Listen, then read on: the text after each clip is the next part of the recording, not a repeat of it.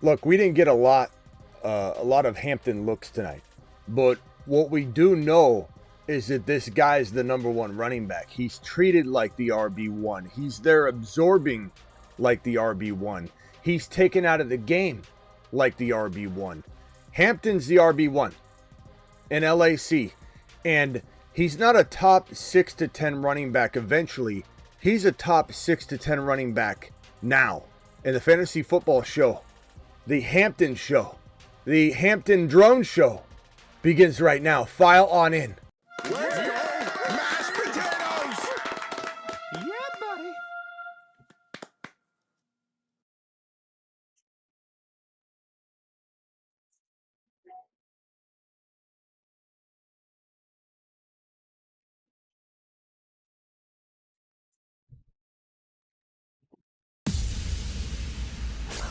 Live from the FantasyFootballShow.com studios. It's the Fantasy Football Show.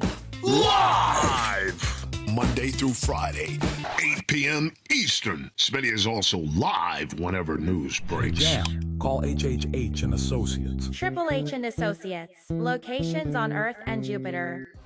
You know who else looked good tonight is Trey Lance. I mean, it's a preseason game. You know, a lot of the starters didn't get a lot of run, and Trey Lance is out there trying to earn the backup job, but I think earn the backup job he did. I think Harbaugh might have fixed Trey Lance.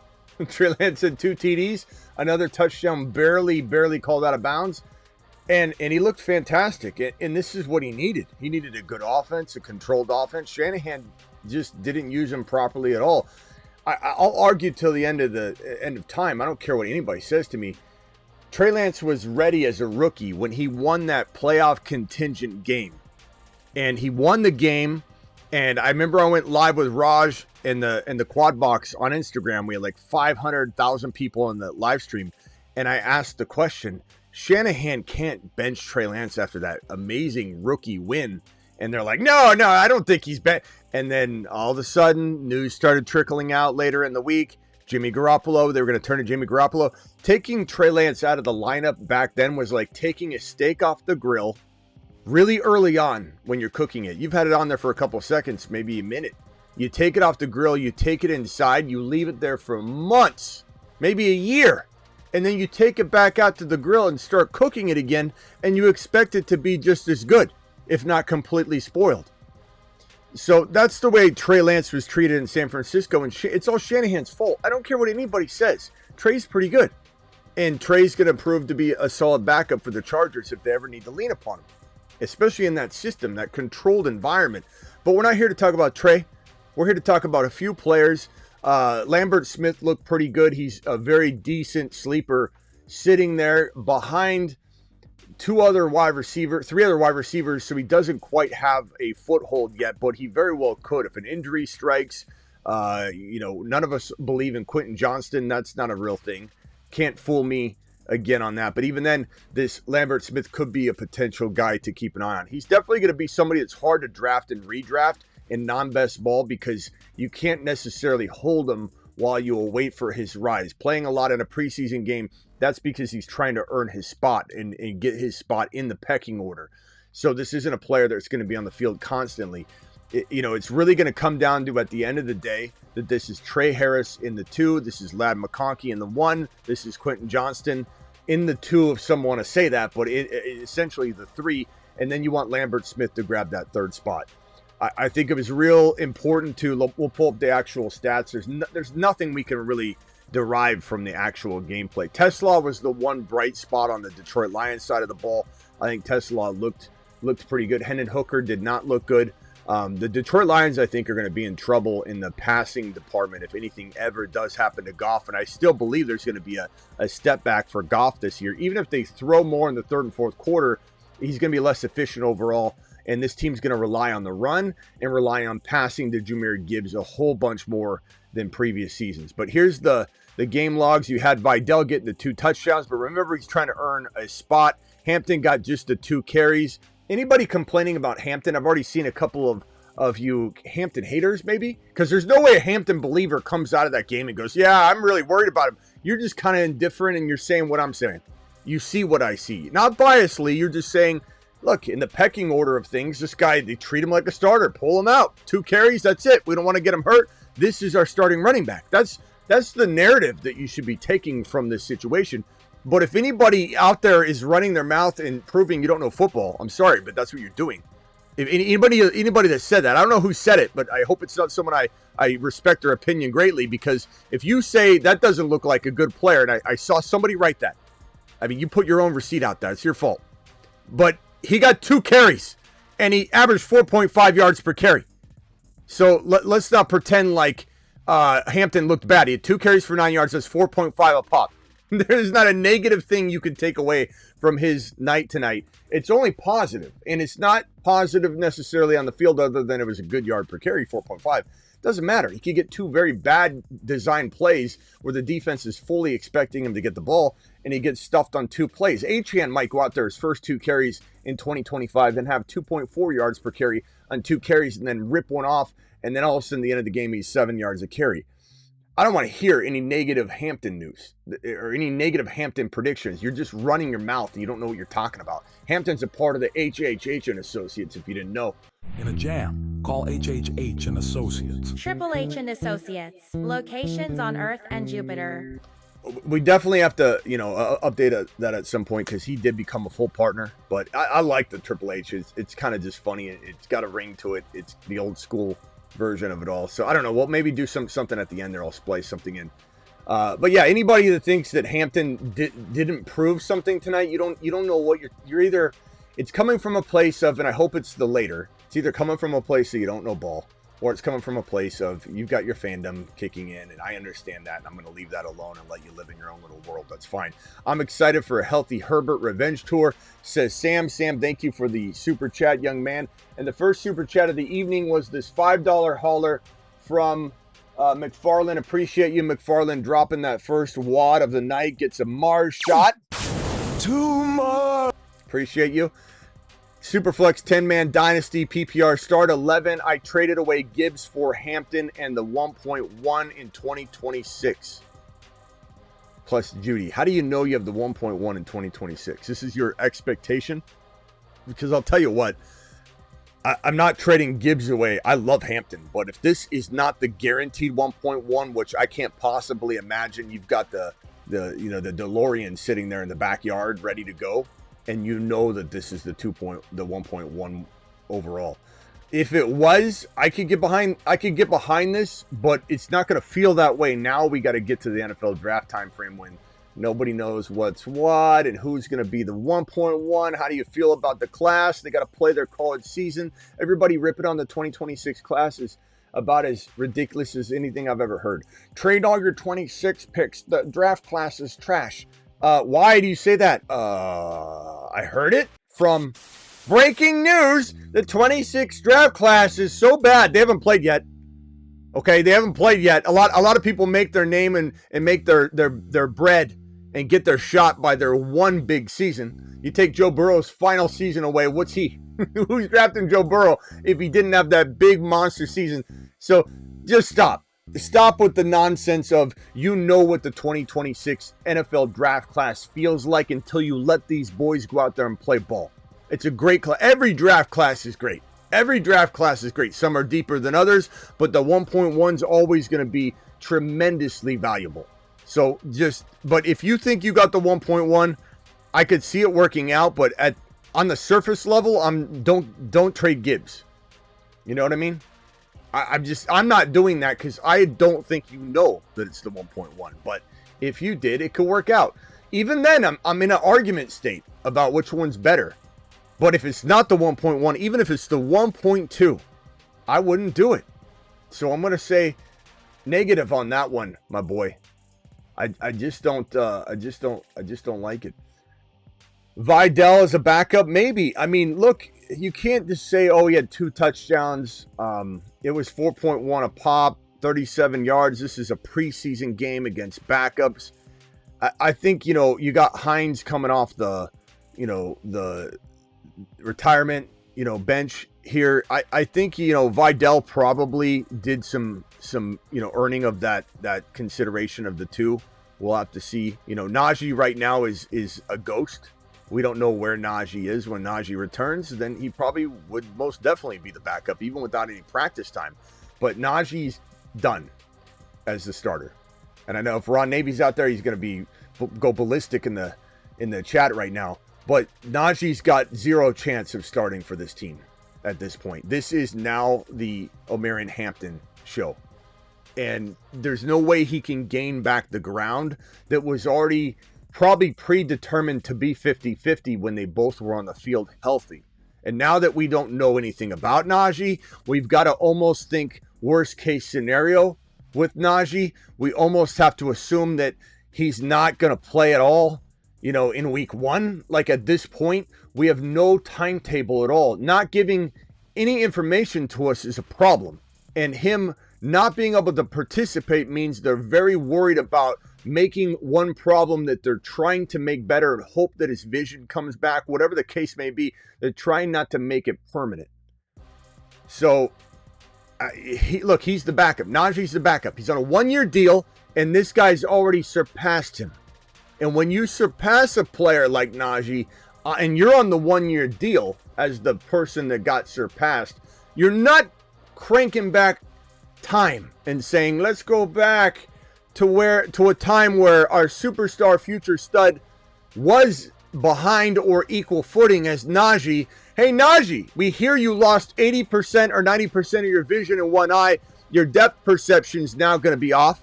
Everybody do an experiment with me right now. Okay? Everybody take off your sunglasses. Make a circle with your hand and put it on my face. Set the phone down or whatever, and make sure your hand's extended from your body. Your hand is extended from your body, and put a circle around my face like this. But your hand has to be away. It can't be like this. It's got to be away from your body, and make it in the center, and so that you can view my face right in the center. Okay? Now what you're going to do is you're going to cover one eye. Do I disappear? If I don't cover the other eye, I should disappear. You have a dominant eye, and looking through, you'll see me disappear in one eye. You'll see me not disappear in the other eye. You have one dominant eye. When you lose an eye, you do lose depth perception. And obviously, which eye you lose is obviously, or damage is obviously a problem. So when we do that experiment, and you put that over and you cover an eye, and who had me vanish? Who did that experiment and saw me vanish? What eye is dominant? Which one is your dominant eye? If it didn't work, you didn't do it right, JP. You didn't listen to the instructions properly. You probably had your hand right here, like I said not to do. You got to put it out in front. You make sure that the circle is right in front of me, and then you cover one eye and cover the other. I will vanish in one when one eye is covered, and I won't vanish when the other eye is covered. Who has a dominant eye that's right? Who has a dominant eye that's left? Your right eye dominant. Right eye dominant. All the people that are doing it right, that listen to instructions, you can tell by the chat. You lose one of your eyes, you lose some of your depth perception. Your depth, your perception of depth goes completely haywire. Can you adjust over time? Of course. If you lost your eye as a young kid, you would completely adapt, and by your adult age, you'd be completely as well off as anybody. You lose that, it screws with you for years. So catching the football, he'll drop it, fumble it. If he does in fact have eye damage, and if he can't use, that eye the same way, there's a lot that can go wrong here. And so for anybody thinking that a guy that was on even playing field with Hampton, who's now nowhere to be found, we have no updates. Is he going to get in the game? Is he not going to get in the game at some point in week 1? Is he going to practice before week 1? Is he been told if you get hit at all, your vision could be gone forever, let it rest for about a month? We don't know. We have no idea. And so therefore my simple logical question is, how in the hell does a player that's lost vision, or most likely has lost vision, or is struggling with partly, losing part of his eye, and you might say you don't know that. Well, I think I could say with strong confidence that if he does get all of his vision back, it's going to be a long wait, and they're clearly trying to figure that out right now. Maybe if he doesn't do anything for a month, the vision will return. If he gets hit, if anything hits the eye, if he gets rattled in the head, they're probably telling him you might never see the same again. It's not worth a month or two. You have to wait this out. Does anybody think a player that's in that situation, that has lost so much ground, learning an offense? This is his first year, just like Najee in this, or just like Hampton in this offense. Does anybody think he's gaining back his ground? He's not. It's Hampton season all the way, and he's taking all of us to maybe even Saturn. To Saturn. The Saturn Men. One small step for man. He's on a shuttle to Mars. Look at him, look at him, look at him. In a jam, call HHH and Associates. Triple H and Associates. Locations on Earth and Jupiter. Now, it's going to be so funny when people call. The phone line's open, by the way, if you want to call in and Call into the show. and try and give me some sort of irrational argument as to, yeah, still, he's going to be fine. He's going to be fine. Everything's fine. Everything's fine. You're not going to win this argument. You're just not. And as we mentioned, there is some nice upside in Keandre Lambert-Smith. Lambert-Smith had 2 catches, 43 yards, and a touchdown. He looked very impressive during camp. Don't get overly excited in non-best ball and redraft. Grab him immediately in Dynasty. But, don't drop anybody that has maybe more value. You might want to run that by us because there's still a lot for him. Because of Trey Harris, he's not passing Trey Harris anytime soon. He could. It's certainly possible. Injuries, anything. We just talked about Najee. Anything can make a player leapfrog another player. And he's a very talented guy. He can most certainly leapfrog Quentin Johnston, or Johnston gets hurt. But he is still in the fight for the 3rd wide receiver pecking order target share. And he's not even in that position yet, but he's a very interesting player. And then Tesla and Lambert-Smith both looked very, very solid in this game, as did Hampton in his very, very short appearance. 2 carries, 9 yards, 4.5 a pop. The hater's going to say he didn't look elite, but he had 4.5 yards per carry. I think I'd take that. 4.5. Let's give him 290 carries times 4.5. What would that be? That would be 1305. I think you'd take 1305. Almost scored a touchdown. I think you take 1305 and probably 13 total touchdowns. You want my Hampton prediction right now? My Hampton projection? I'm going to say Hampton rushes for 1255. I'm going to say 9 TDs on the ground. I'm going to say 43 receptions for 259 and 1 to 2 TDs receiving. That feels very safe to me. That's my floor projection for Omarion Hampton. My floor projection, which is a solid year. I mean, anything over 1,500 total yards and over double-digit touchdowns with a 43 PPR point additional amount of scoring to add to the table. Man, this is my floor projection. This is, he'll get more than 120 carries. This is it. We got a $20 hauler in the building from my boy Joom. Joom, thank you. Appreciate you dropping the 20 wad. You are the man, the myth, the legend. There we go. Do it live. Alert. Super chat alert. Yeah, let me leave that up there. I don't know why I erased it. 1,200 rushing, 9 to 10 TDs. Let's put 9 to 10. We'll give him respect on that. 43 for 250. Did I say 250? And then 1 to 2 TDs. That's my projection for Hampton.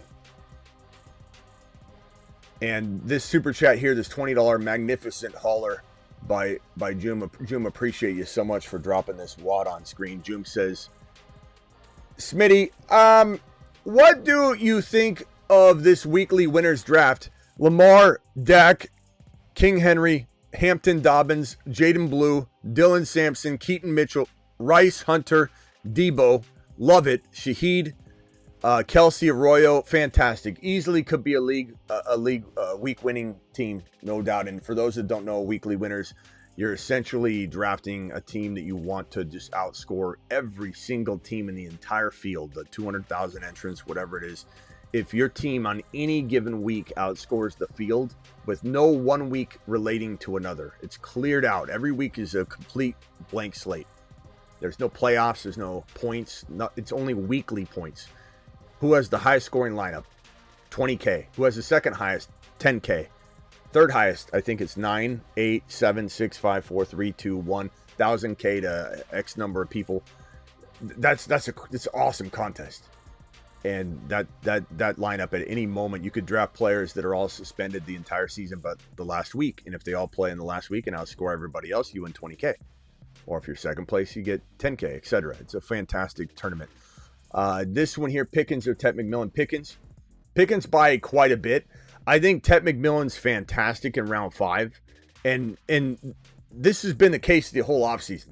And I've said this about Tet McMillan every single time I've had to cut him down to size when people draft him at the 3-4 turn. And they're like, what are you doing? He was going in the 3-4 turn and underdog. All things go right, he is T. Higgins, which is a phenomenal player. That's not necessarily this year, but that's who he becomes, and he shows signs of it all year if all goes right for him. And it's all going right for him so far.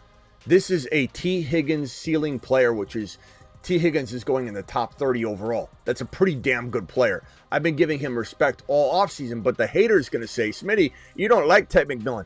It's not that I don't like Tet McMillan. You can't draft him as your 3rd/4th drafted player. I'm afraid that the hype's going to get him back up into the late 3rd, early 4th round, and then it's not going to be a plausible outcome. But right now in round 5 where he lives, I've seen some get him in 6 and ESPN and mom and pop leagues. He goes freaking in like the 6th, 7th. Tet McMillan is almost league winning in the 6th or 7th round. He's very good in round 5, and he's risky in that 3-4 turn. Don't go near it. Prime says Quentin Johnson is a starter. No, he's not, bro. But appreciate the laugh. Hunter is hot. Yeah, Hunter's the man. I want Hunter over Tet McMillan all day long. Hall over Hampton. That's debatable for sure. And I'm not saying you shouldn't have a mix of both in the same exact draft slot. You have 2 leagues side by side. Take Hall in one, take Hampton in the other. But Pickens, to answer the question here, Pickens is getting targeted like crazy. Pickens all over the field, bro. Pickens looks fantastic right now. He looks amazing. Hampton value now, haters and riders both out right now. Yeah, I don't know how you come off of tonight hating unless you just missed out, predicted all these bad things for Hampton. He didn't go crazy in a preseason game where he got 2 carries and he had a good 4.5 yards per carry. And you think you have a chance, an opening for this thing to go in the direction you in hateful fashion, slung your comments and predictions toward. I have a bad news for you. Hampton tonight was a huge success. Hampton tonight was a huge success because he did average 4.5 a carry, and they treated him like a starter. They treated him like the lone starter. Get him off the field. 2 carries, he's off the field. This is the guaranteed number 1 running back in the offense right now. That's what you should take away from tonight. So, yeah, the haters are wild. I don't even know where. It only stems from jealousy of not owning him. Any hating at all is always stemmed in jealousy, rooted in jealousy. And when someone hates on a player and it's not logical, and someone say, well, you're jealous of Caleb? No, hate on a player is different than logical breakdown and predictions that come true over and over and over. There's a big difference for the person about to type, well, you hate Caleb. I don't hate anybody. I'm not hating on Caleb. I'm telling you facts. I'm telling you how it is. And we called the Caleb situation more so Chicago. It's not even half of it's Caleb's fault. The other half is the Chicago Bears. Smitty, my startup dynasty draft ended. Genty round 1. No superflex and no tight end premium. My wide receivers are London, Rice, Tet, Higgins, Olave. Trade Higgins for Hunter? Absolutely. Abso-mother-freaking-lutely. You're trading for the upside that he ends up being maybe a top 5 to 10 wide receiver. You got to take that upside. That's a fantastic trade. Thank you for the super chat. Any super chats I get will get handled in order in which they're received. I've got an open phone line. Travis is on the phone now. Travis, what can I do for you? Hey, I think I'm agreeing with what you're saying about Hampton. Like, basically, he was on the field in almost a ceremonial, role tonight, where it's like, get the kid on the field for the first time, give him a couple touches, get him off, and make sure he doesn't get hurt, which, like you said, is all the telltale signs of a starter. And if you look at the box score from tonight, they clearly weren't interested in playing any of their starters. There was like 15 guys who caught a pass. No one caught more than a couple passes. I think the leading rusher was Vidal with 9, which makes sense. You want to get a guy like Vidal in there to get carries because Najee's hurt and Hampton's your guy. So you might need a solid backup if Najee doesn't come back. He can fill that role. So, I mean, there's nothing to read, unless you're a hater off of this situation. Well, let me merge this call real quick. Hold on. Yeah, I agree with what Travis is saying. There is absolutely nothing to read other than when he got the ball, he looked great. Like, he popped a run out. Now, you guys saw me stand up. I'm like, oh, it's a touchdown. And he got caught, but it was a elusive run. He got to the pop to the outside. He only ran the ball twice, and he had 4.5 yards per carry. There's not a lot of running backs that are going to run for 4.5 yards per carry. So let's if we're going to try and judge him, which is dumb, you don't judge somebody off 2 carries. But if you're going to try and come into the live chat and say, oh, Smitty, he didn't look good tonight, and you want to play that game, you're playing the wrong game because he averaged 4.5 yards per carry. He looked great on that run. So you can't, this is a hater. A hater is going to hate him because you missed out on him and you're really jealous you don't own him. And that's all it is. There's absolutely zero logic in trying to judge him in a negative fashion tonight. The statement made by the team is, this is our starter. And if Ron's out there, I know he still likes Najee, but Najee has no chance at being the starting running back for the Chargers this year, unless Hampton were to get hurt. It's just a matter of how much more work can he claw back out of Hampton's hands. And in that, you're going to have this coaching staff say, how do we keep Hampton healthy? And so, yeah, let's get Najee some work. Could Najee get half the goal line work back and they rotate the 2 to see who's the better goal line running back? Certainly possible, but Hampton's the future. You don't roll back time unless you're Kyle Shanahan and you have Trey Lance go out there and win a playoff implication game, and then you pull him and put Jimmy Garoppolo back in and ruin and destroy Trey Lance's career. And clearly, that's why Shanahan is one of the worst coaches in the league. He's one of the, listen to me right now, Niner fan. Smitty, I can't believe he just called him a bad coach. He's always in an NFC championship game. He appeared in the Super Bowl. Before you waste your breath and type that, I will take away your ammunition, so listen to me clear. He is one of the worst coaches in the league in the day-to-day contract negotiations, personnel decision-making, all the stuff that he does that ends up screwing. Him and John have messed up a lot. He is Kyle Shanahan, one of the best offensive minds and scheme architects in the game. And his coaching trees are proof of that. If you coach under him, you learn scheme and architect stuff so well because he's one of the very best. Him and Miami, Mike McDaniel, are 2 of the best minds when it comes to architecting an offense, but they can't manage day-to-day shit. Like, if you're the cook and you're an amazing cook, and Shanahan and both Shanahan and Mike McDaniel are amazing chefs. In the kitchen, they kill it. But when they graduated to be the manager of the restaurant and handle the hiring, the firing, the managing the hostess station, all that, he doesn't get to cook as much anymore, and it slips. Mike McDaniel especially, at least Shanahan can still call good plays and run an offense. He's a horrible decision maker with a lot of the coaching stuff.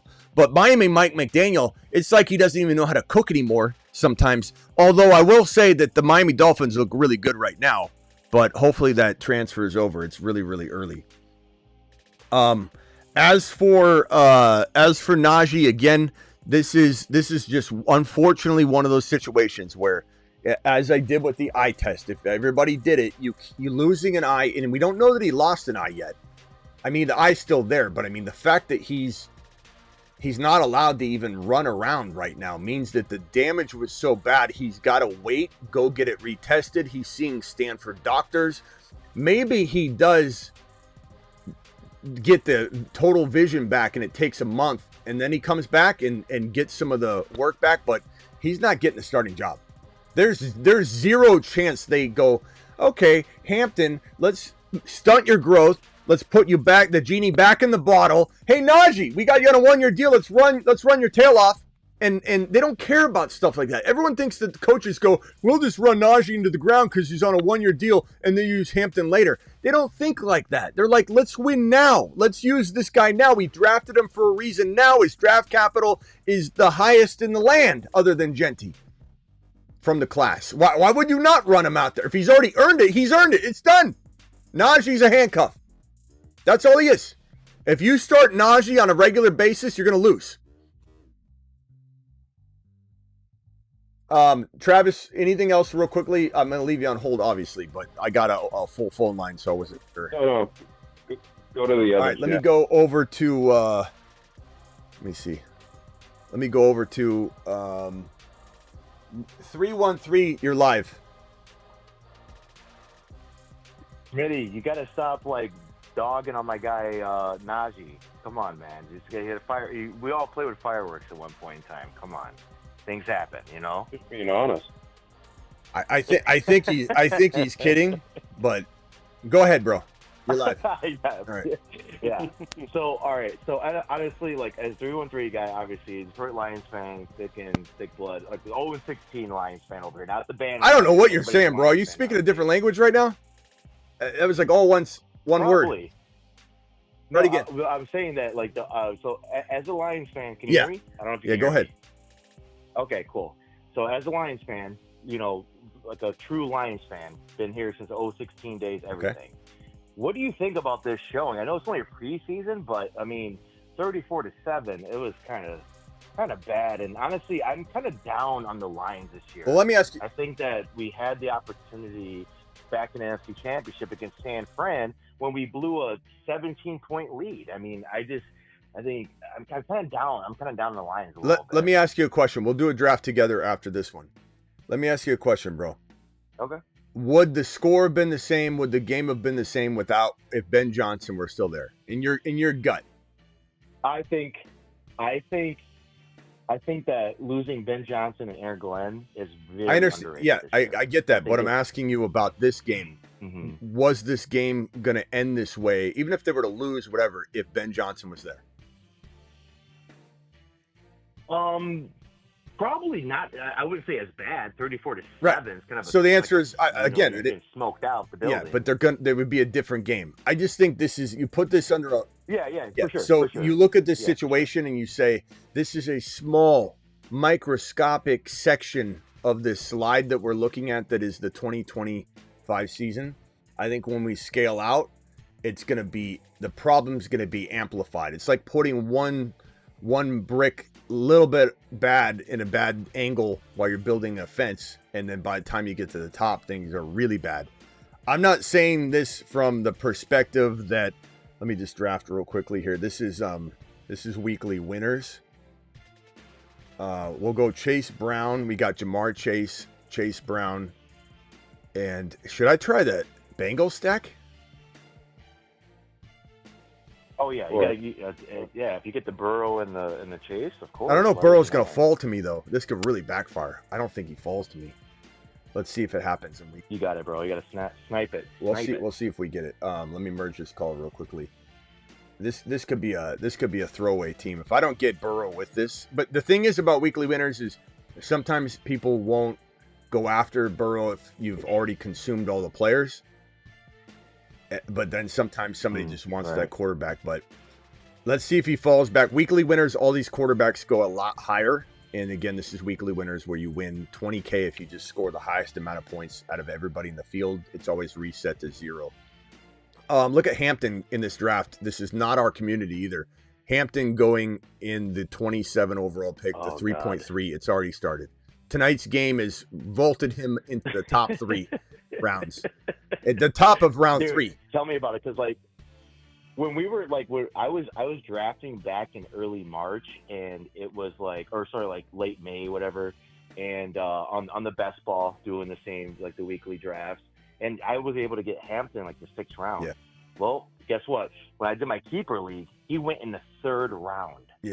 This is before this preseason game, obviously. So it's all right. So it's so anyway, what I was saying was the Lions are probably going to have cracks in the foundation that will get bigger and bigger, and the top of that fence is not going to be as sturdy as you think once you get down, into the thick of the season. I'll say this: I do think that in the division, the Lions still have a really solid chance of winning the division, because I think the division's a lot more shaky than people think. That's why I have them winning the division still. But I think it's going to be a battle, like not a great battle. It's going to be a wild battle between a bunch of teams that have some misfiring going on. You got JJ's hamstring. You got no Ben Johnson. You're losing 2/5 of the offensive line in Detroit.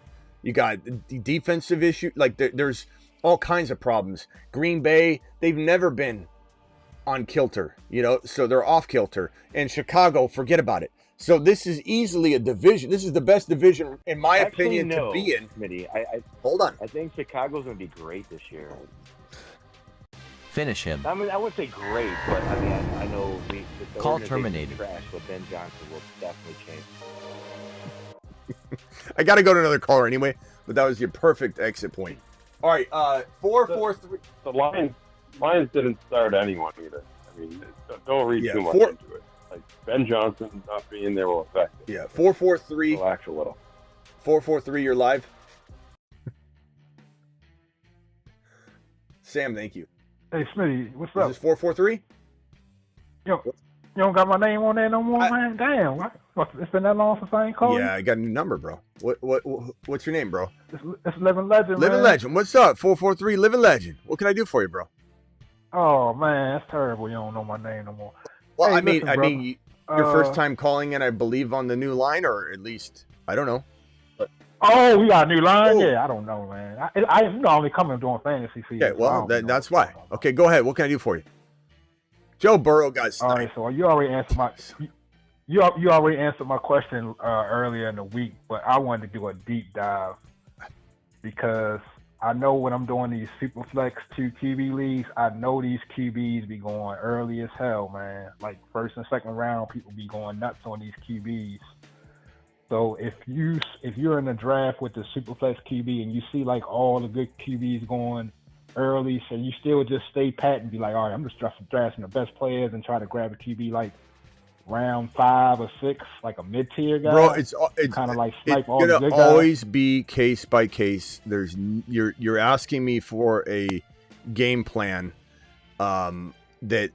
No, I'm saying a game plan if all the good QBs are being taken. But there's still perspective there. Like what QBs are there? Like you say that, but I don't know who they are, and like where's Nick's gonna go? Like say for instance, like obviously Lamar, Josh, all of them get grabbed early, but then like the McCarthy's and all these people might get grabbed like round 3 or 4, because some people grab like their 2 QBs in like the first 4 rounds for real, you know what I mean? So you'll get like to the mid area and the QBs become scarce. So I was wondering, like, in that specific scenario, and I'm just grabbing great guys, who would be like a good mid-tier QB with an upside that I can still compete with these guys? In Superflex? They snipe all the great QBs Superflex? in the first couple rounds. Okay. Yeah, the Superflex 2 Cam QB. Ward, Yeah. Penix Jr., and then Milroe, Milton are deep. Shador, Milroe, Milton are bench guys you grab really late just for your bench.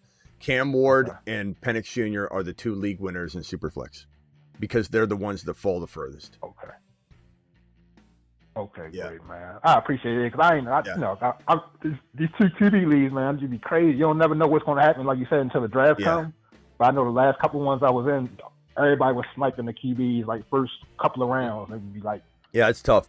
You're looking for it's tough, but just make sure you're drafting the best player available, and you're never going to worry about it. It'll guide you down the path that you need to go, and it's as simple as that. And it's something I repeat like every 5 minutes because people don't. It's easy to hear it, but they don't really ever deploy it. Unfortunately, it's like, hey, okay, but should I take Bijan at 2 or should I take Lamb at 2? It's like, well, let's go through this again. It depends on what that second round's going to look like. Do you know your league? Who's going to be available? Is it running back hungry? Yeah, it's really running back hungry. There you go. Bijan's your number 1 overall player then. Gibbs is your number 2 overall player. In my opinion, Genty's the number 3 overall player. If it's a running back hungry environment where everyone's scooping up the RBs, then the wide receivers, they shall fall in the draft. So yeah, and it's like I got the second pick, so it's like in my mind, if somebody grabs Josh, pick 1. Okay, I want to grab Chase. Would I be crazy? Yes, you are crazy to draft. You've got to draft a QB if you're given a top 2, top 3, top 4, or top 5 pick.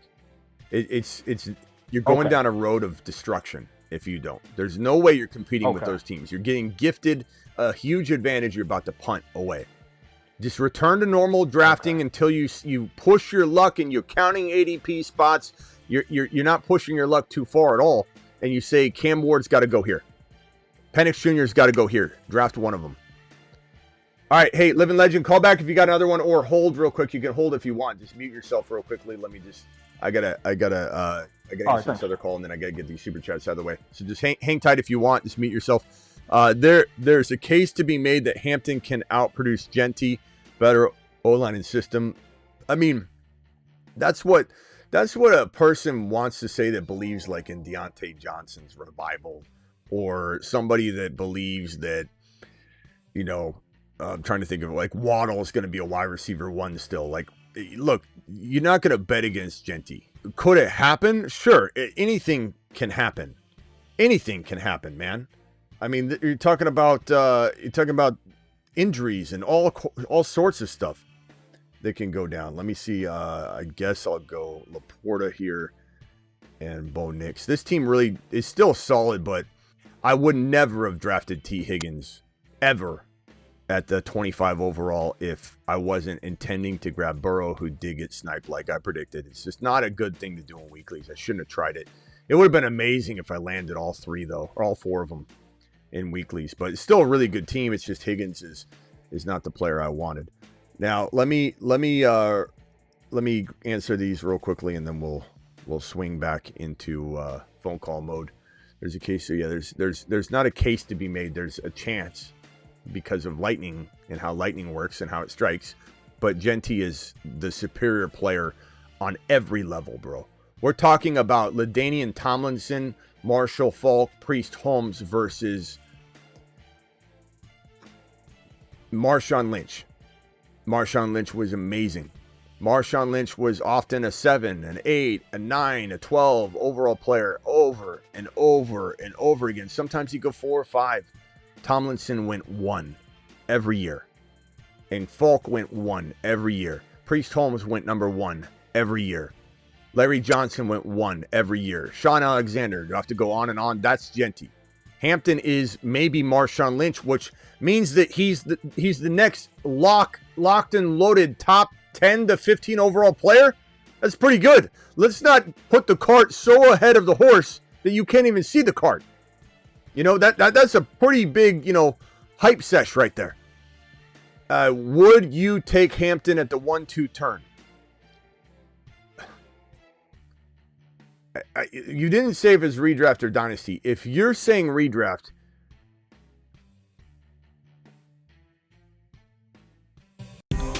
take a big laugh.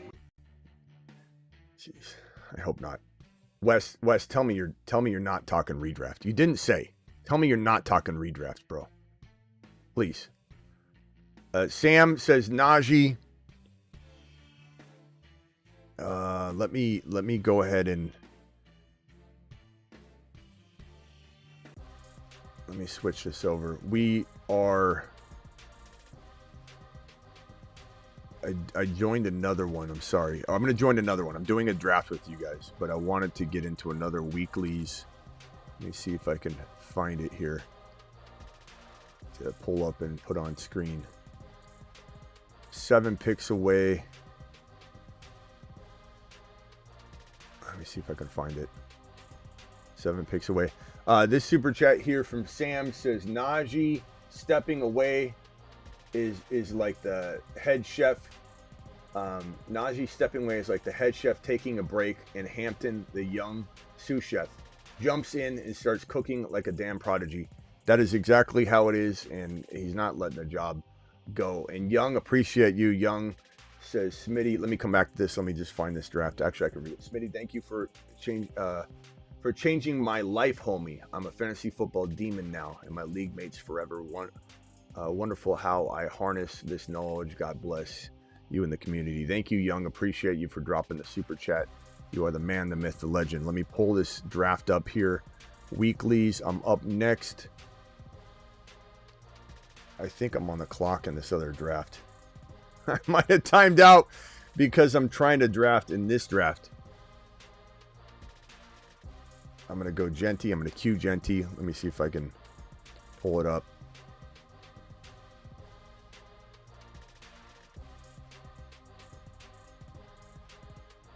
Sorry, phone callers. Let me just get this pulled up here. Okay, we should be good.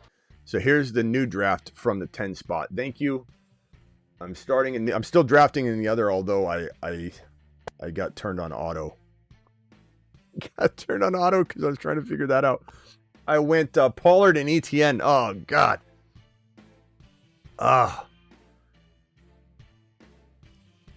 right, let's focus on this one. Travis, let me go back to you real quickly while I pull this one up. What else did you notice tonight, or what are you thinking? Weekly winners, Bucky going at 14.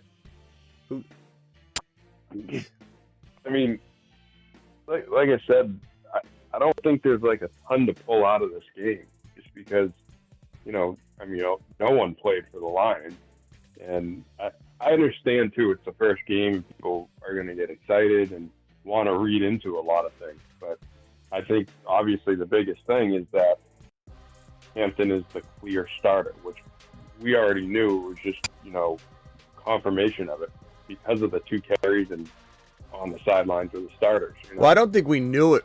I mean, I don't think there's still questions but yeah, I mean, we were thinking it was trending in that way. Yeah, it's trending that way. We need a confirmation to lock in ADP value and change of thinking and all that. But like I said from the top, it's like the takeaway is that if you want to use his carries, it was 4.5 a carry, and that's a stupid thing to look at anyway. But if you want to, your argument's out the window. If you're like, oh, he didn't look good, he did. He had 4.5 yards per carry. But the takeaway is that it was 2 carries and out. It was get the starter out. It was telegraphed to everybody who the starter is. And then the only other 2 takeaways at all, as I said from the top, was Tesla and then Lambert Smith, who just showed that they are as good as we all hoped that they could and would be. And we'll have to see them trying to fight both of them in almost equal fashion in very crowded wide receiver rooms. So you can't just be like, oh, Lambert Smith, he scored. I told you he's going to be the best. Like, he's got to climb up. If you draft him in a redraft league where you got 18 players or 15 players you draft, 15-round redraft, you're losing if you draft him unless you wait for him to get the job or something. You can't just go out there and take players like that. You got to monitor them, watch them, and it's definitely exciting to see Tesla and Lambert Smith do well, but people need to relax on trying to anoint them, some sort of like, okay, Trey Harris is now on the wayside. Like, yeah, right. Like that's not happening. But I do like both. Yeah. Thanks. So the one other thing that I was going to ask you about was, everyone assumes Vidal, his name, is the backup if Najee isn't there, but Hines had basically the same stat line as him, and I haven't really paid much attention to what he's doing, but do you think there's any competition there for Vidal with Hines? Najee's eventually going to be around. Let me make this pick real quickly. I've got Genty, BT, and Kyron. That's fantastic. This is a weeklies. DTX says, I'm taking Genty in the first, Hampton in the second. I don't care. Bro, no offense, DTX, and I love you, pal, but this is not the way you draft. Doesn't matter. You can not care all you want, but that's like me saying I'm invincible. I'm going to put my face on this oven that's this stovetop that's on high. I'm invincible. I'm gonna do it. Like, you can do whatever you want, DTX. It doesn't mean you're gonna win, or you're building out of fandom. You're building out of excitement. You're not drafting a team out of wisdom, because he doesn't go in the second round, especially where you're drafting Genty. We're talking about Genty being in a 5, 6, 7, 8, 9, 10 territory. So you're taking Hampton at the 2.1, 2.3, 2.4, 2.5, 2.6. Not yet. I'm not saying he doesn't climb there. Not saying he doesn't deserve it. I love the man. Let's go Breece Hall. We got BT, Kyron, Breece Hall, Genty, and Weeklies. Those are all running backs that can pop off and have a monster game. It's pretty good. But DT, that's not wise. It's not wise drafting at all. It's not wise management. It's not wise at all to assume you have to go buy. That house is $300,000. I'm buying it for $5 right now. It's for sale for $300 right now. I'm buying it for $5. I don't care. I love it. I'm just gonna throw an extra $200K at it just because I like pissing in the wind. Our first year being in a keeper league and added a third wide receiver slot. Should I keep McLaurin in the 5th or trade for a late round pick and draft Pickens in the 5th? I'd rather pick. I'd rather McLaurin. I like Pickens though. Pickens looks so good right now. It is the preseason. You have to be very, very careful not to, especially practice. He's running against his own defense, and they're doing, you can't even tackle guys, and like you got to be careful. But is there a world where Pickens outscores McLaurin? Yeah, there is. There is that world, especially if McLaurin's holding out long or holding in long. Where does he end up? Who's going to be his quarterback if he did get traded? I don't think he'll get traded, at least right now.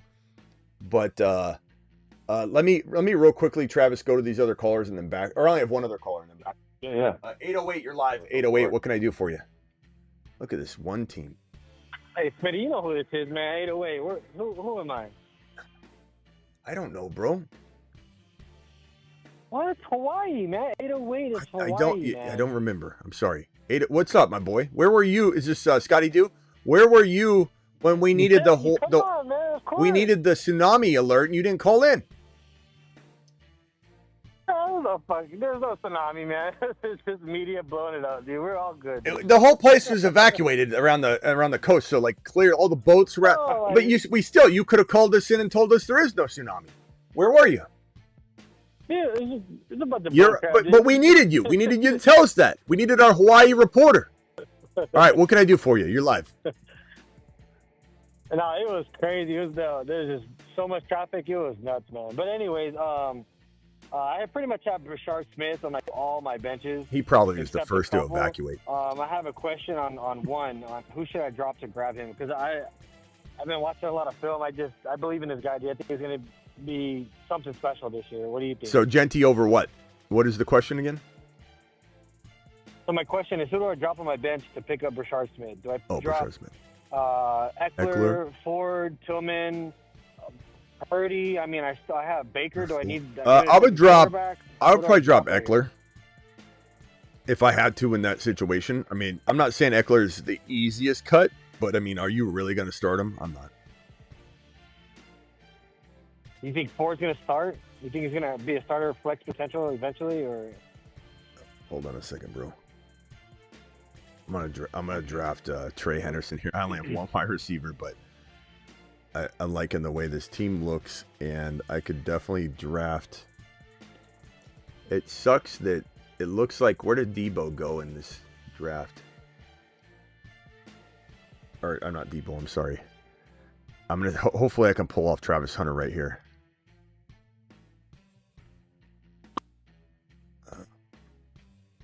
Damn it, Travis Hunter got taken. Shit.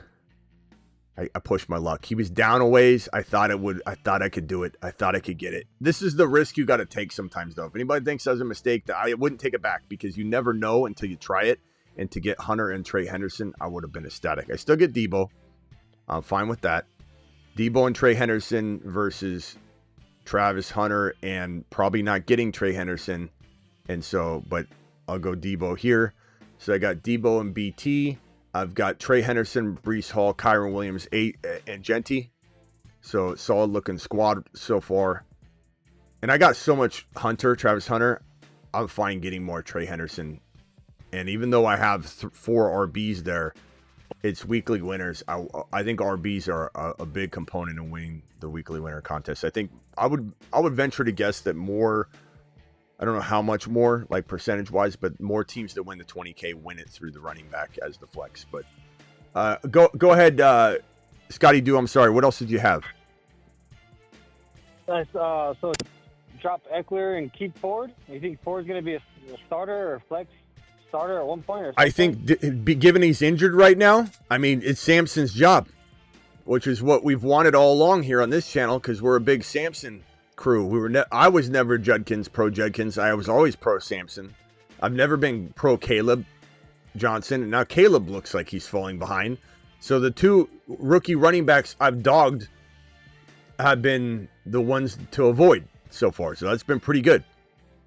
I don't like all rookies. I clearly don't, or I would be all over. Look at all the wide receiver overload on this side of the screen. Looks like a Tetris board. That's crazy. Lord. Imagine taking all of these wide receivers in that one slot, and then your number 1 running back is Tony Pollard. Then you go with Jacoby Myers instead of your second running back. What is this guy doing? But it's just a tough decision because Eckler's on the. He's still on this one. On the Washington. I don't know, bro. Eckler, guys in the chat, vote. Who do you cut, Eckler or go ahead, Travis? Eckler. I'd cut Eckler because Ryan Robinson Jr. is ahead of him, and JCM seems to be pushing up the depth chart pretty fast. Where Ford has a slight edge over Sampson to start the season. Even if Sampson takes over for him as a starter, Ford's still going to get some work. I mean, I would go with Ford, but see what the chat says. Yeah. I'd cut Eckler. I think Ford's got a shot at do you have Samson, did you say? Sorry, I'm drafting, so I'm distracted too. No, not on this bench. Okay. Not on this bench, no. Yeah. I mean, you're Eckler right. didn't do that much last year. I mean, I think he has a couple. Drop Eckler, bro. Games of fantasy, but Ford's got at least a shot. Eckler doesn't. Eckler's not starting. Yeah, what do you think about Smith though? I think Smith if he gets some of those long runs, I think they're gonna give him more snaps. Yeah. Burchard, we love him. He's running as a wide receiver right now, bro. As a wide receiver, I got a tough. This is a tough dilemma. I hope Mahomes fell to me here. I'm not going to get Igbuka, though. I have to take Igbuka as my third wide receiver or pass on Mahomes. But Bo Nix is gone. Like, it's not like I can necessarily... I'm going to go Mahomes here. Mahomes at 82 is crazy. So, Debo, Mahomes, Trey Henderson, Breece Hall, Kyron Williams, Brian Thomas Jr., and Ashton Genty. And keep in mind that in weekly winners, if anybody out there is trying to be a smart mouth right now and go, your wide receivers you didn't take, it's weekly winners. There's an argument to be made. You could draft just 3 wide receivers, just the starters that you want if you want. If you believe, and there's a strategy for that if you were to draft just 3 wide receivers and you were to load up on quarterbacks, running backs, and tight ends to a degree that you're going to overload and get maximum potential, there's a way you could win that. This guy in the last spot, I think, is a sniper. Okay. Let's go with go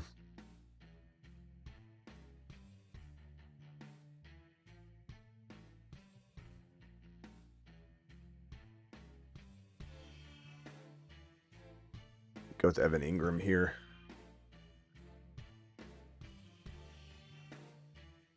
Evan Ingram, I'm just gonna punt wide receiver and just fill it with a player that I believe is going to be better than everybody thinks. Like, if you were to have done this with last year, with like Ladd and BT, you would have been laughed at. If you had Ladd and BT as your 2, second and third wide receivers, people would be like, I don't know about that, though.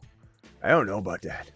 I think according to the data, according to the data,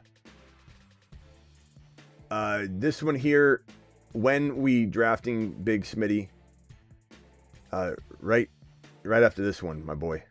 Right after this one, I will draft with you guys. I will have a clown show draft after this. Sim Valley is missing Denny, so he's going to turn to Wes. He says, Wes, super chat, $5 hauler.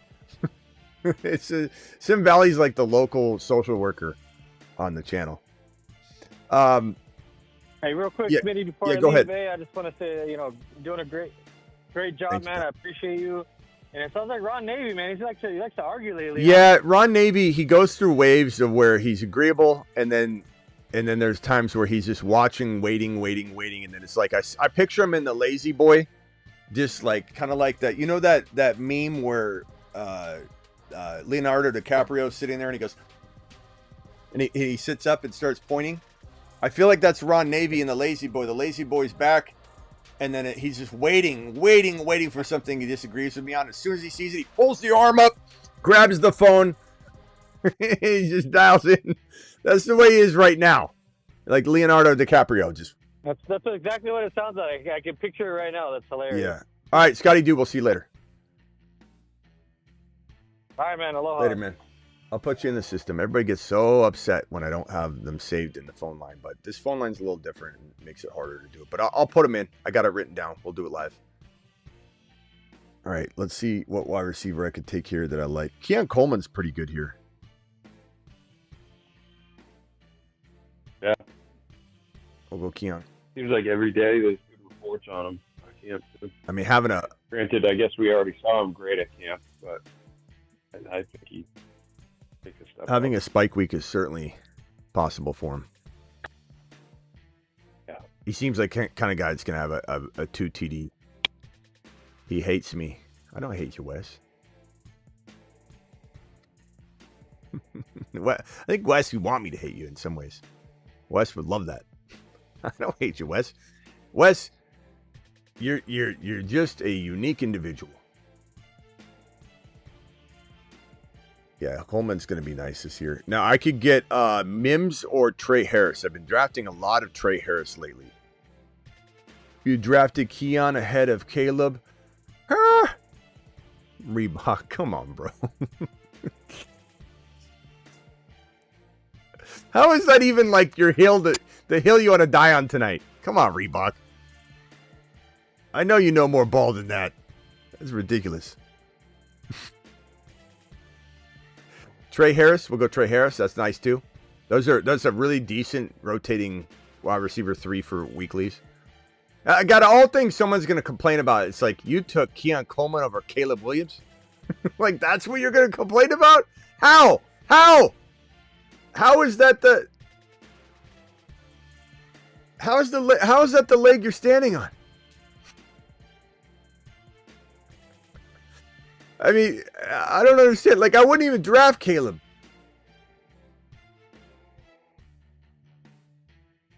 I wouldn't even draft him, Reebok, to be honest with you.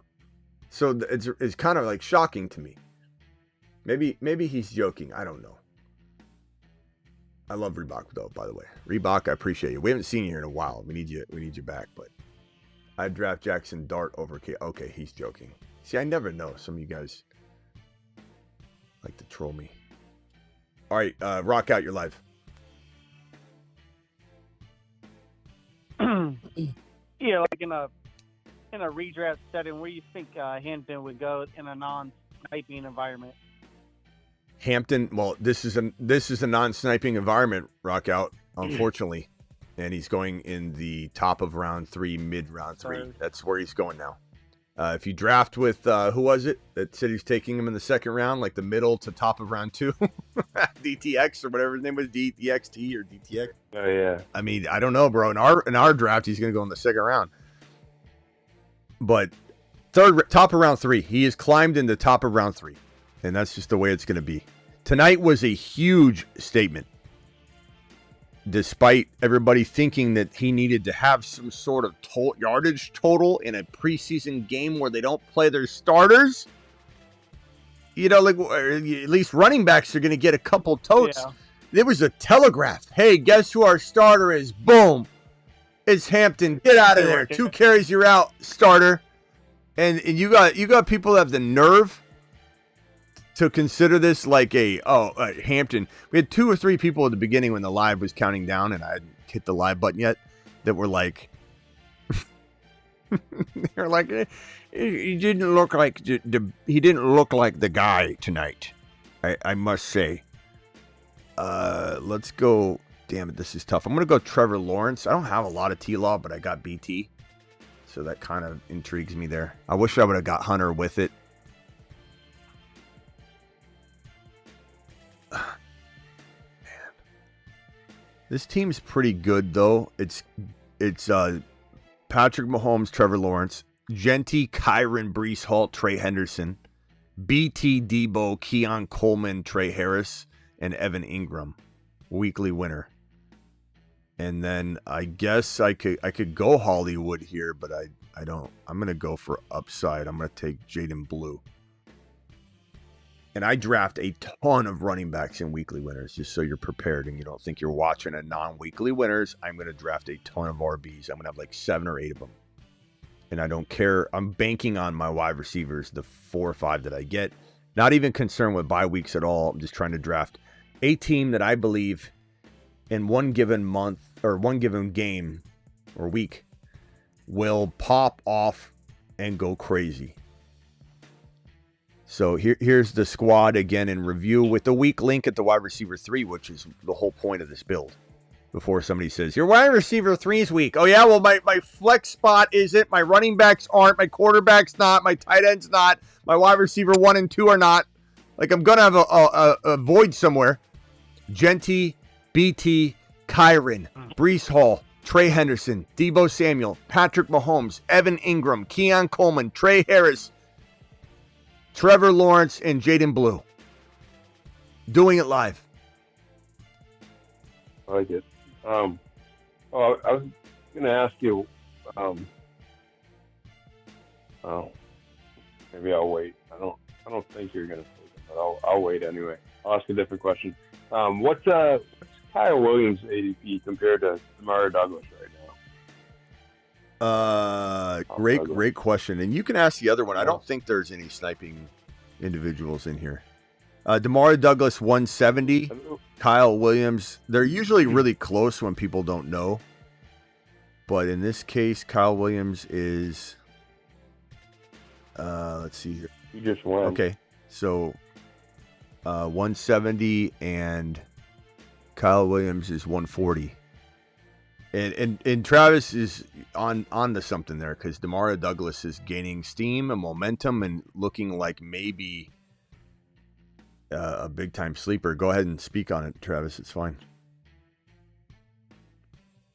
Yeah, well, I mean, like I mentioned it before, how in camp they're saying he's been like far and away the best receiver. And I think there's something to speak on. You said, he's a veteran there now. I get it's only his 3rd year, but he's been in the system. He's been around the team. He's one of the veteran guys in the team now. And then on top of it, you look at what the slot receiver does in a Josh McDaniels offense all throughout the years. Granted, Tom Brady obviously elevated that. But if Drake May can be what we think he is, that slot role and then that role at Travion Henderson, then they're going to be huge in the offense.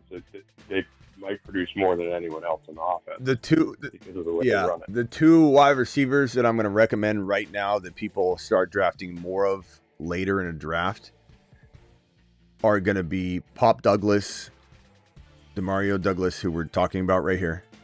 And then the next player I'm going to tell you guys to draft more of is Marvin Mims. I think they're very similar players right now. Ironically, on the teams that have Trey Henderson and Harvey, who you're also debating, so it's kind of ironic, but they got, and Nix and May are both sophomore quarterbacks. Like, it's so fitting. It's crazy. You got Diggs and Sutton. You got guys that are potentially ahead of them. I think Mims and Douglas both are very, very similar and should be drafted a lot more. And I'm going to start doing it myself. Like, you could really draft both of them and end up with a really good wide receiver 3. Let me answer the super chat. What's up, Smitty? I'm in a predicament. Which 2 running backs would you take if you had to from this list? Achane, Bucky, Chase Brown, Jacobs, and Kyron. It's not close, bro. Bucky and Achane. I'm not saying Chase Brown isn't somebody that could sneak up and be as good as one of those two guys, but he's got a much later ADP. It's there for a reason because Achane and Bucky could be top 4 running backs overall. Chase Brown could be 6 to 10. It's not like it's crazy. There's overlap too, where Chase Brown could outscore Bucky, could outscore Achane, but the overlap would have to be that situation where one played bad, got hurt, whatever, and then Chase Brown outscored him by playing at his absolute peak and ceiling. But it's a 6 to 10 running back for me versus a 4 to 7 for Achane and Bucky. So not even really close for me, because and the ADP is such that you could draft all 3 in a way. You take Achane in 1, Bucky in 2, and Chase Brown in 3. And maybe Hampton, the effect of Hampton's rise will have an effect in pushing some players down. We'll see what the ADP adjusts. It could be that Rice gets moved down again. All these players we love are going to get moved down. Hall gets moved down. Kyron gets moved down. Does potentially, is there a chance that Hampton climbs above Bucky in the second round and pushes Bucky down? Who knows? I hope people are thinking like the DXT or DTX guy thought tonight, where they want to draft him in the top of round 2. That's what some people are saying. And honestly, I'm all in favor of that. I'm still very much in love with the shares of Hampton that I already have. And I'm not saying I would avoid him at all costs in the second round if he climbs there, but I'm certainly more interested to see what that would do to the other players that I love before I even go down that road. The impact of a Hampton move up is going to be, it's something we haven't even thought of yet, as to what the effect could be. Like if we go up to this draft right here, actually, let me make this pick real quickly. 2 more picks left. I've got Mahomes, Trevor Lawrence, and Cam Ward. I've got Genty, Kyron, Breece Hall. Is Brashard Smith there? He is. We'll go Brashard. I got Mahomes, Trevor Lawrence, Cam Ward. Love the value of Cam Ward. Genty, Kyron, Breece Hall, Travion Henderson, Jaden Blue, Brashard Smith, BT, Debo, Coleman, Harris, Thornton, Ingram, Arroyo. So probably go one more wide receiver. The receiver I take will probably be a spike week potential player. I like Jalen Royals. I like Yoshi Voss a little bit. I like Tesla, who we talked about, who is hard to draft and redraft or non-best ball, but I love taking him in best ball because I think he has the potential of all of the players that are outside like the top 190 for wide receivers. Tesla has the most capability of having that 100-yard and a touchdown game, I think, of the players in, let's say, 200-plus range. Any wide receiver lingering the 200-plus, I don't think there's a lot of receivers that could have 100 and a touch, like in back-to-back games or something. I'm not saying all year. I just think there's a world where he has like a 3 or 4 game stretch, and that's all he's used for in best ball. But it's like 150 and a touch, 140 and a touch, and everyone's like, oh my God. And then he could vanish again, or it could be that an injury opened that door, but I like him a lot. Oh, and I'm sorry, there's one more round. And then we'll draft. We'll do a league together. Rock out. What else do you have, bro?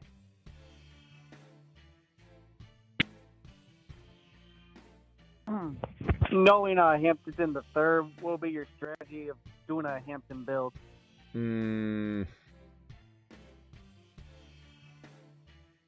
Or are you trying to go for like a Henderson or a Hart? It's funny how like we come into the live stream tonight, and the 8 p.m. show, and we're pumped about Hampton, and come in tonight, we're pumped about Hampton. It's like really, it's kind of like a nutsack kick, because he's no longer a value. Probably after tonight. Yeah. Even though he didn't even do anything, it's just the telegraphing of that he's a starter. I mean, they made it very abundantly clear. I don't know what the build would look like. I think you just, like anything, you just kind of got to go with the flow. If he ends up being a high 3rd round pick, I still don't know. It depends who your second running back would be. Let me draft real quickly. I don't know how much I would love him to be your RB1 unless I knew the details of your build. Let me make this last pick, and then I don't have to go back to this draft anymore, and then we can talk about it real quick, and then we'll jump in a draft together.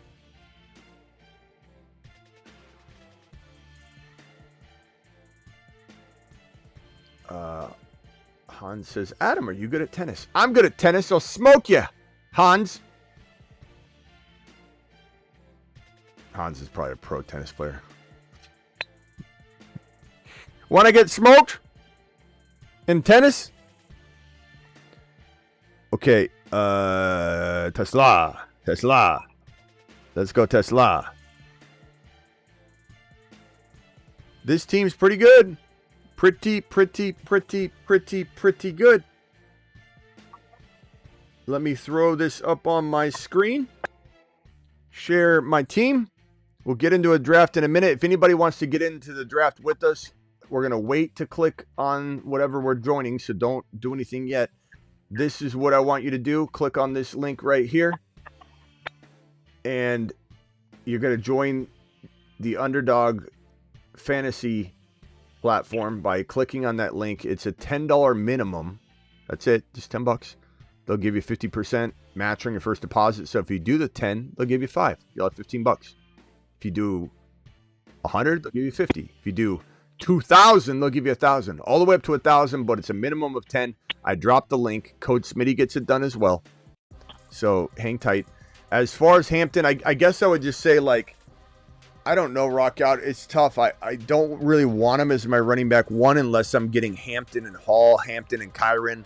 Like, Hampton's climbed above Kyron. So, I mean, honestly, Hampton and Kyron sounds good. But if I go running back one build with him, meaning I go wide receiver, I go Lamb, and let's say at the end of round 2, London falls. So I'm going Lamb, London, Hampton.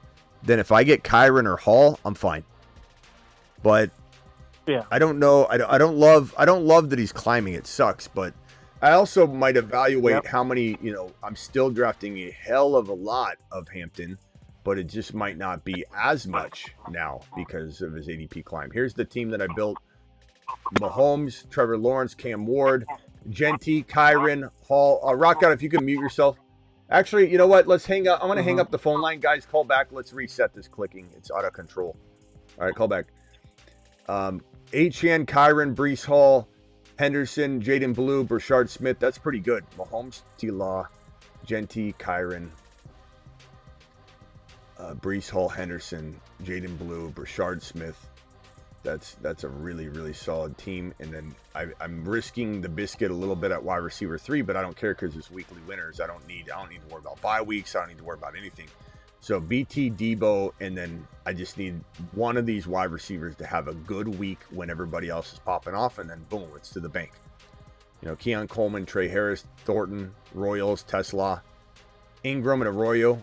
Great tight ends. Again, no weekly winners. There's no accumulation of points. It's just who has the highest scoring team each and every week. Reset everything. All right, guys, get on over to the lobby on the Underdog app. Again, if you didn't click it, click this here. Sign up real quickly. It'll take 30 seconds to a minute. We'll jump into a draft together. I got a couple super chats lingering, so just wait right there. I'll be right with you. Let's get into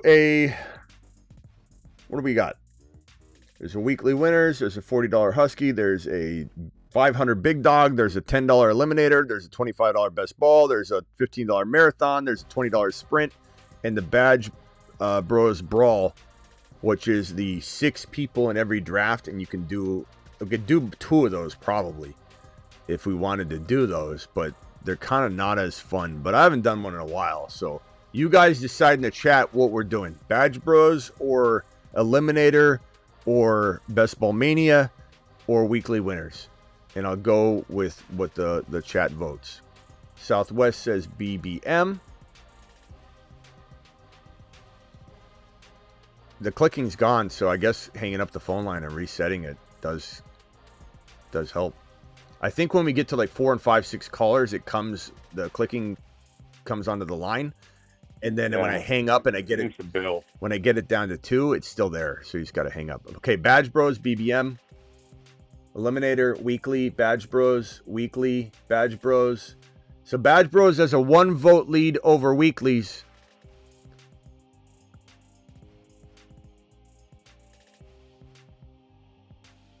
just know if we do Badge Bros, we're probably not doing a weeklies. But if we do Badge Bros, we could maybe do 2.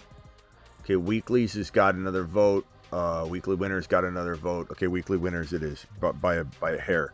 All right, pull it up. Don't click it yet. Hold weekly winners in front of your face. Those of you that don't know how to find it, you're just going to go to Originals tab at the bottom. If you're signing up, hurry up. Hit the Originals tab. And if you don't make it in, just do a draft next to us, and then you'll be ready for next week. So sign up anyway. Don't stop or anything.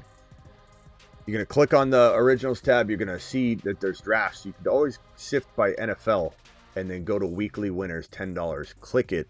There's a 20-second draft, and then there's a tab to make it 8 hours. We don't want to do the 8 hours. We want to do the 20-second. In 5 seconds, we're going to click it. 4, 3, 2, 1. Phone line, wait about 2 seconds. 3 more. 2 more. 1 more. Draft starts. I can't help how fast it feels. You guys are really quick. And honestly, there's probably like 4 randoms that are, that are trying to get in as well.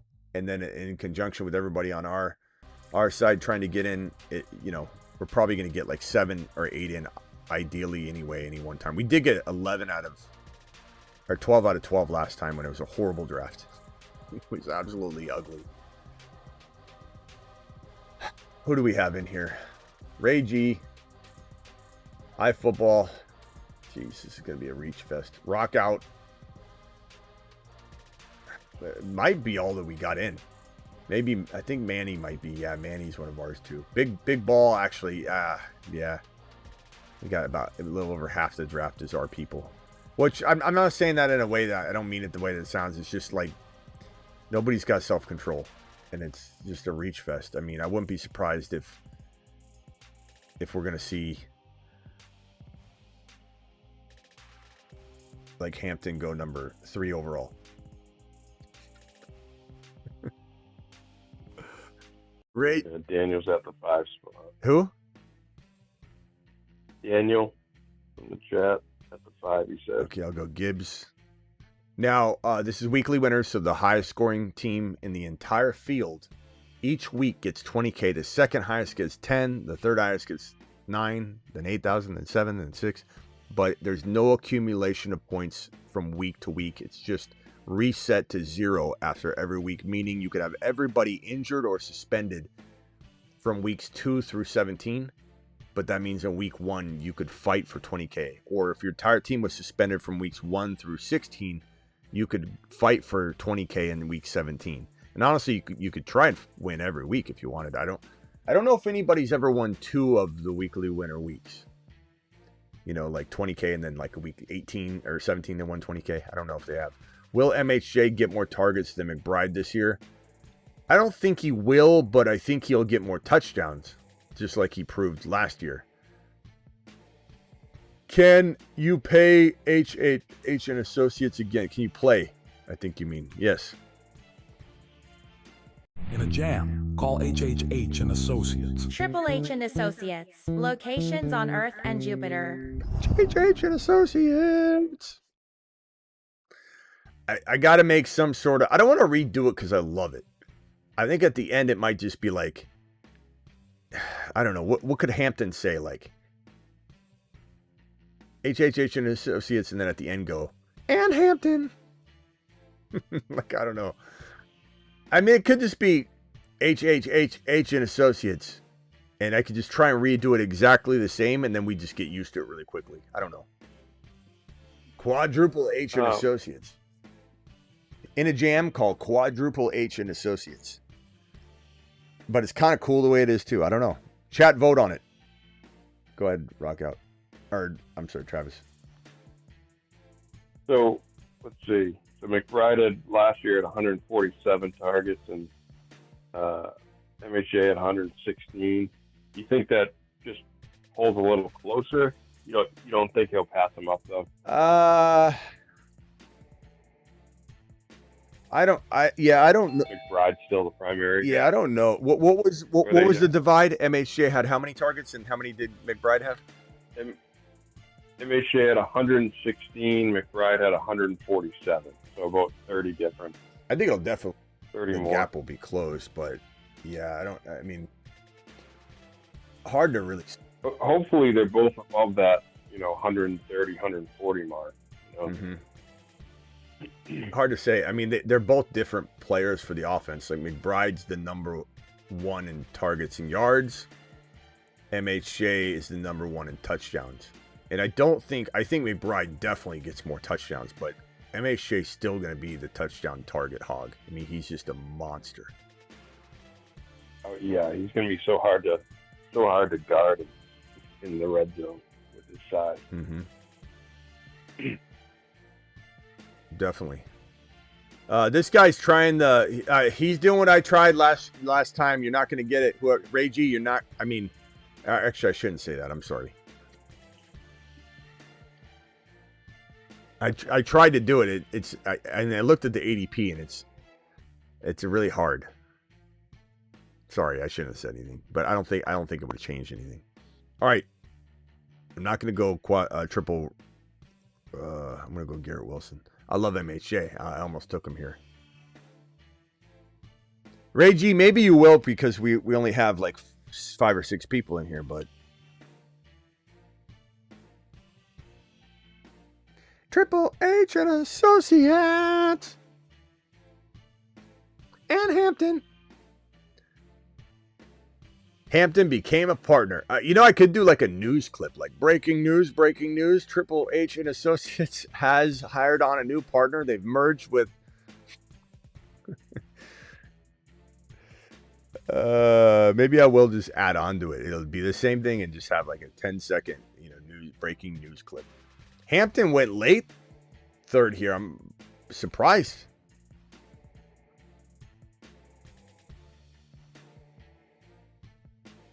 Located in the Hamptons. Yeah, we've actually had somebody say that twice before. But that's Yeah, I was thinking about. It's a good way to. How about Triple H and Associates has been purchased by a parent company or a umbrella company known as Hampton and Hampton. Move their headquarters to the Hampton in the Hamptons. Some mysterious man has purchased HHH and Associates, and then have a blur over his face, and it badly's not following, and it's Hampton. That could be it. That could make sense because he's higher ADP than all of them. You know what he doesn't struggle though with, just so people know, he's already part of the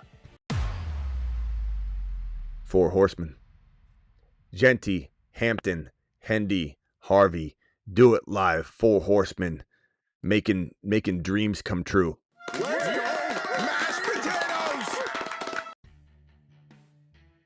Making dreams come true. DTX says, should I call HHH and Associates when I'm in a bind? You should. Definitely.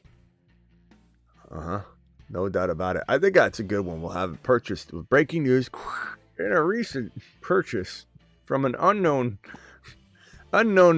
billionaire entrepreneur. HHH and Associates has been acquired. He couldn't get. I'm not going to do it to you, Ray G. I'm not going to do it to you. Yeah, you could have blown it up on. I have to do this early because I'm not. Yeah.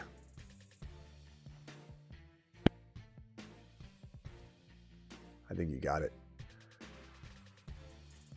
My boy. Thread the needle. Thread the needle, Ray G! Did. Mashed potatoes! Yeah,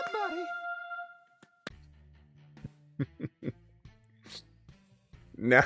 Now he's gonna steal my players. Now he's gonna take my guy right here. No, look what he did. This was him winking at me. Who's on the clock right here? iFootball.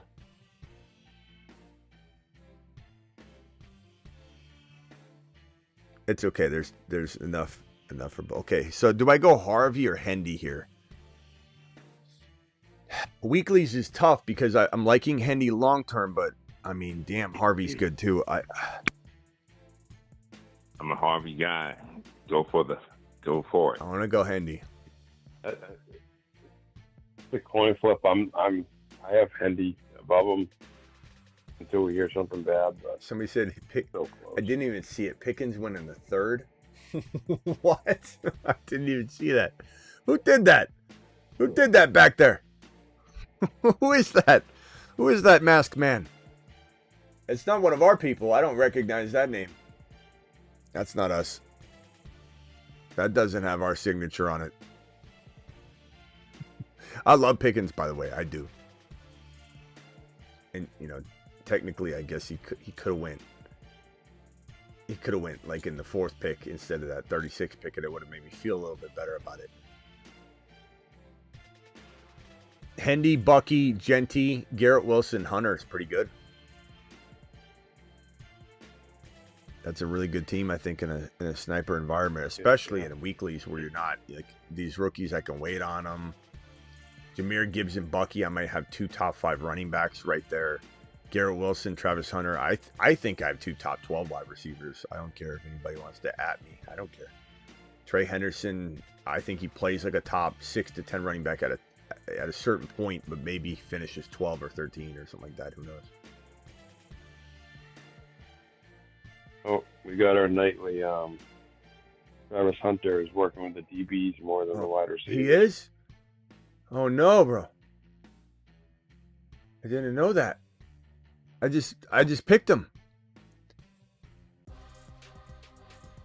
Oh no, bro. Oh. From the FantasyFootballShow.com news desk, here is your breaking news. According to a report, Travis Hunter's not a receiver anymore. We counted the snaps. It's 47 to 43. He's playing DB. Do we just end the live stream now and delete the video? What are we doing, Steve? You should probably end it and go live with breaking. Yeah, let's end the stream with compartmentalized stream. Such a big story. What do we do? What do we do? What do we do now?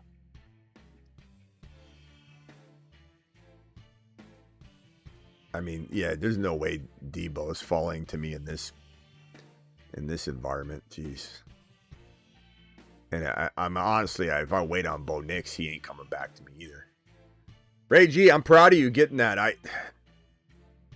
I was gonna click Burrow too, but I still love what I got, and I had to go Hunter anyway, so it worked out perfect. But like, I'm proud of you, bro. Jamar Chase, Chase Brown, T. Higgins, Joe Burrow. I tried to get that in the last draft, and I couldn't. I got sniped on it, so congrats on that. Laporta's a nice pick. Chuba's a nice pick. This is Ray G.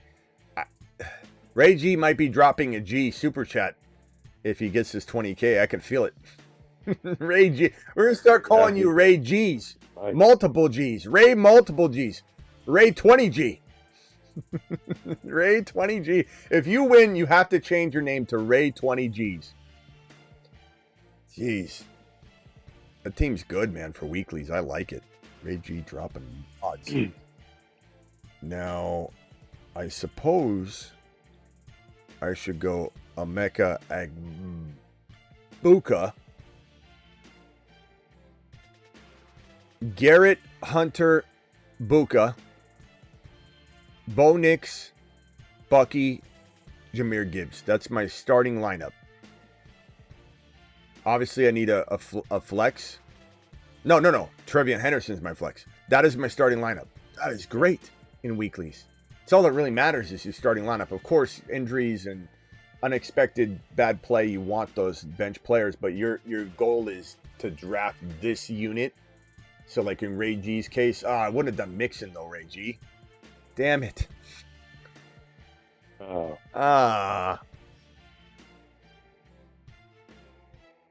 eye off the ball.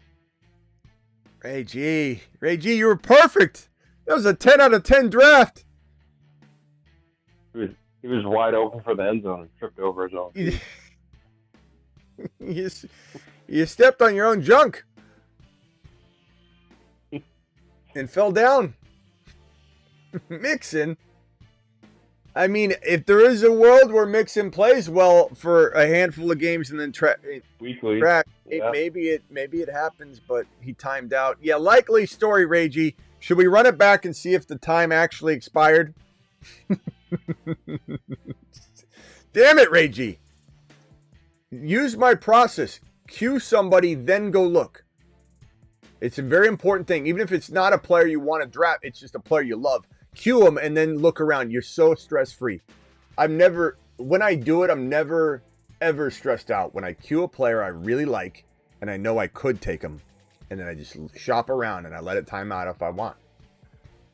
Oh, Ray G, that was a 20K team right there. Yeah. I believed him, but I checked it anyway. He did time out. Yeah, I believe you, Ray G. I was just kidding. Man. Well, I mean, like you said, hopefully, Mixon can come back and give him, a month. I believe in you, Ray G. I believe in you.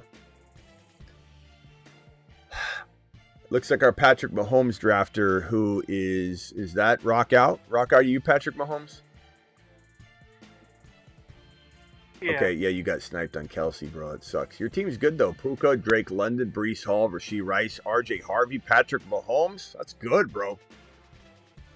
I like it. Rock 20K. Rock 20K out. Rock Out's been drafting. Hey, Ray G, we're going to need that name back. Rock 20K.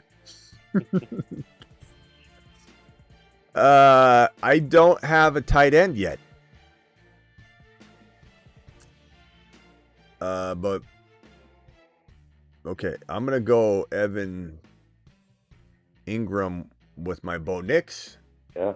Now my lineup is complete. I'm sorry. When I said those are my starters, I meant my tight end. But now we're complete. This is my starting lineup for the 20K race here. Gibbs, Bucky, Garrett, Travis, Hunter, Trey Henderson, Bo Nix, Emeka Egbuka, Evan Ingram. Do it live.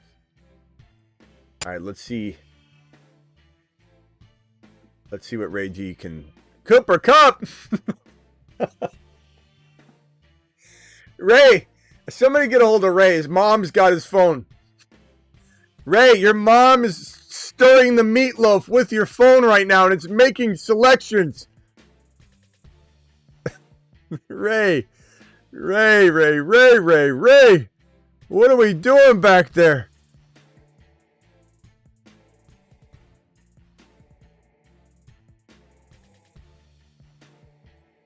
I like the sharp pick, but Cooper Kupp. Ray 50. Jeez.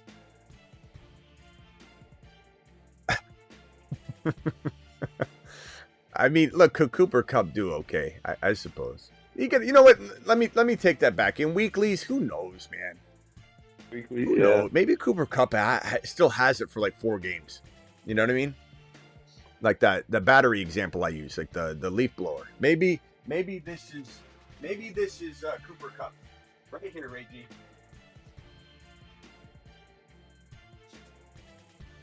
It's not a bad idea.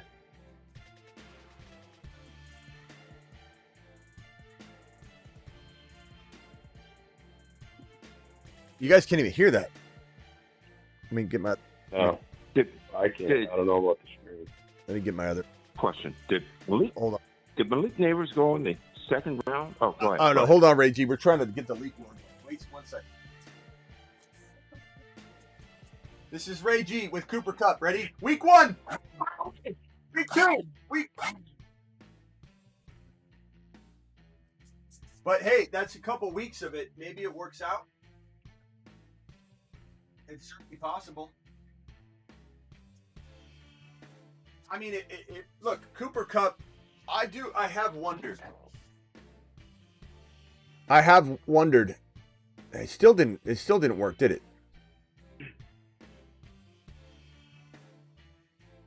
All right, I'll try and fix that later. Still couldn't hear it. Damn it. Go ahead, DJ. In this draft, did Neighbors go in the second round? Did I see that? Yeah, fourth pick of the second round. Wow. And it looks like Ladd is being pushed into the third round over the past few drafts. Am I saying that Which right? I believe is the correct placing for Ladd, and that's win a league. Like it's so weird how I've made it so clear, and I almost say it every time I even speak about both these guys, just so there's clarity. But people still, they're like, Smitty, you're going to be wrong about Ted McMillan. I like Ted McMillan. How many times do I have to tell all of you I like Ted McMillan in the fifth round, where he finally fell back to earth in the fifth round? That's a great place. I love Ladd McConkey in round 3. He wins leagues in round 3. Let's go Marvin Mims. But there's a time and a place to take somebody so that you're getting the upside and appeal. Ladd, that's where Ladd smashes from round 3. And Ted's great in round 5. Ted, I don't know if I'll call him league winning, but could be near league winning in 5-6. Very good. In ESPN drafts, he can go in 6-7. McMillan. Did I say Ladd? McMillan. I like McMillan in round 5-6. He can be near league winning there. Ladd McConkey could be near league winning in the top of third, but definitely in like the mid third or later. But Neighbors, this doesn't make sense to me that Neighbors would fall in weeklies, though. I could see him falling in non-weeklies, but it makes no sense at all to me that Neighbors would fall to the second round in weeklies when that's when you would want him the most, is when there's no... I don't understand. Yeah, I thought that was interesting. Yeah, that's wild. Yeah, that's crazy, man. All right, I'm going to take... hold on one second, boys. I want to go Jaden Blue here because I'm running out of time.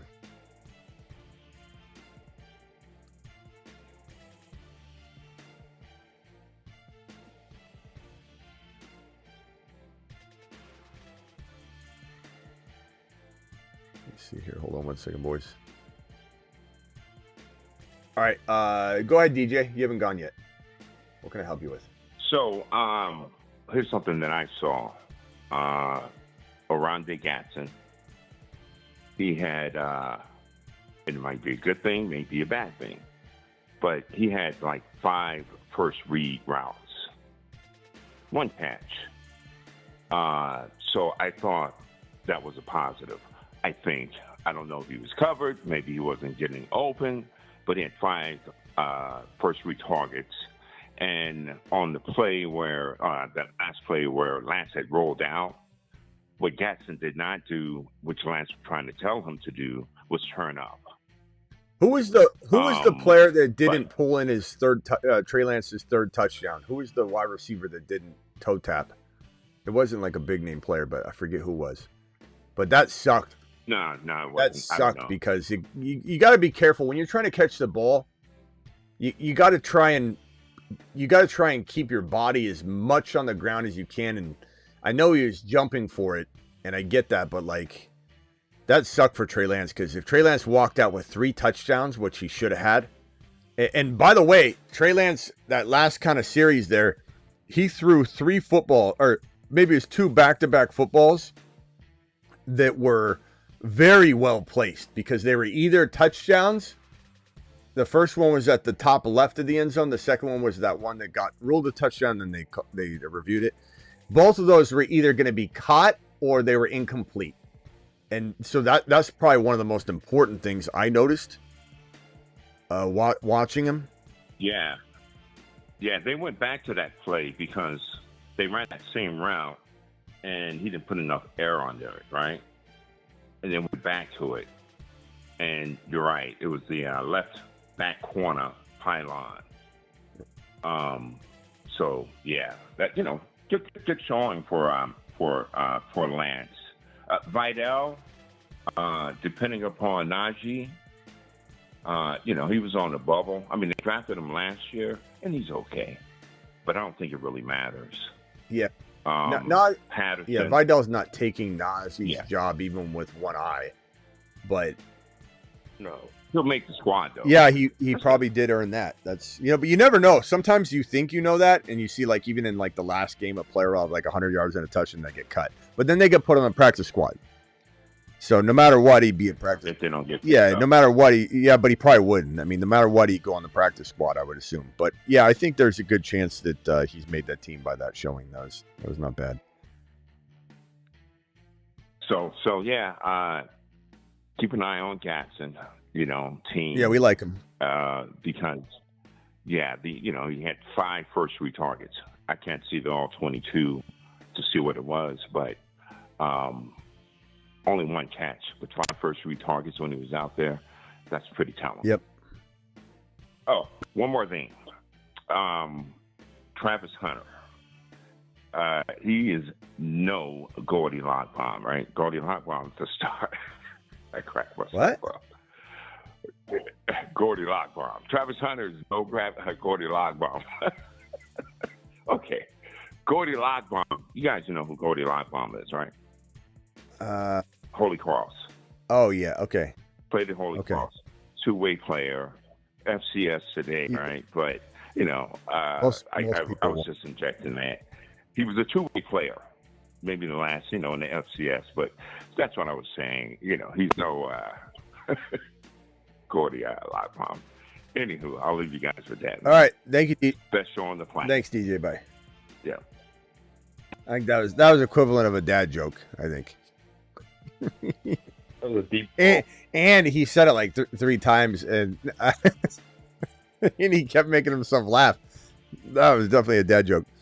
I mean, Travis Hunter's Travis Hunter. So I don't even understand what you're saying there, young man. Up, down, down, left, right, BA select start. Warning. Cheat code activated.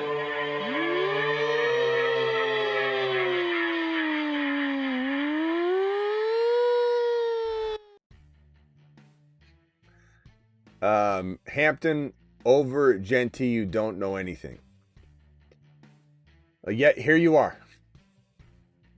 Yet here you are watching me speak to you about it. Oh, he's gracing us with his knowledge. Thank you for Smitty. You doing another draft after this one? I don't know. I'll think about it. I think. Where's what's his name? I'm blanking right now. What's his name? That always challenges me on the 1v1 drafts. What's his name? He hasn't been around forever. Justin? Yeah, where's Justin? Justin used to always talk me into doing another draft, and he'd drop a super chat. But he's been gone. Yeah. Justin. Oh. Yeah, Justin. So actually, I'll let you make your picks. I'll ask you. You can ask me. Go ahead. Someone just mentioned it in the chat, and I missed the earlier show. So if you went over it, let me know. The Caleb Johnson situation, where I wasn't overly high on him. I was fading him in redraft. Dynasty might be a different story, but him struggling with pass protection, which I guess he did in college as well.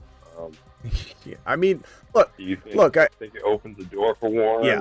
The door is already open for Warren. Warren's got 50% of the opportunity to have at least 50% of the job, unless he gets hurt, and that's when Caleb Johnson steps in. Caleb Johnson's a cuff, and anybody that thinks otherwise is just already heavily invested in him, or they're a fanboy or something like that. There's nothing more to it than that.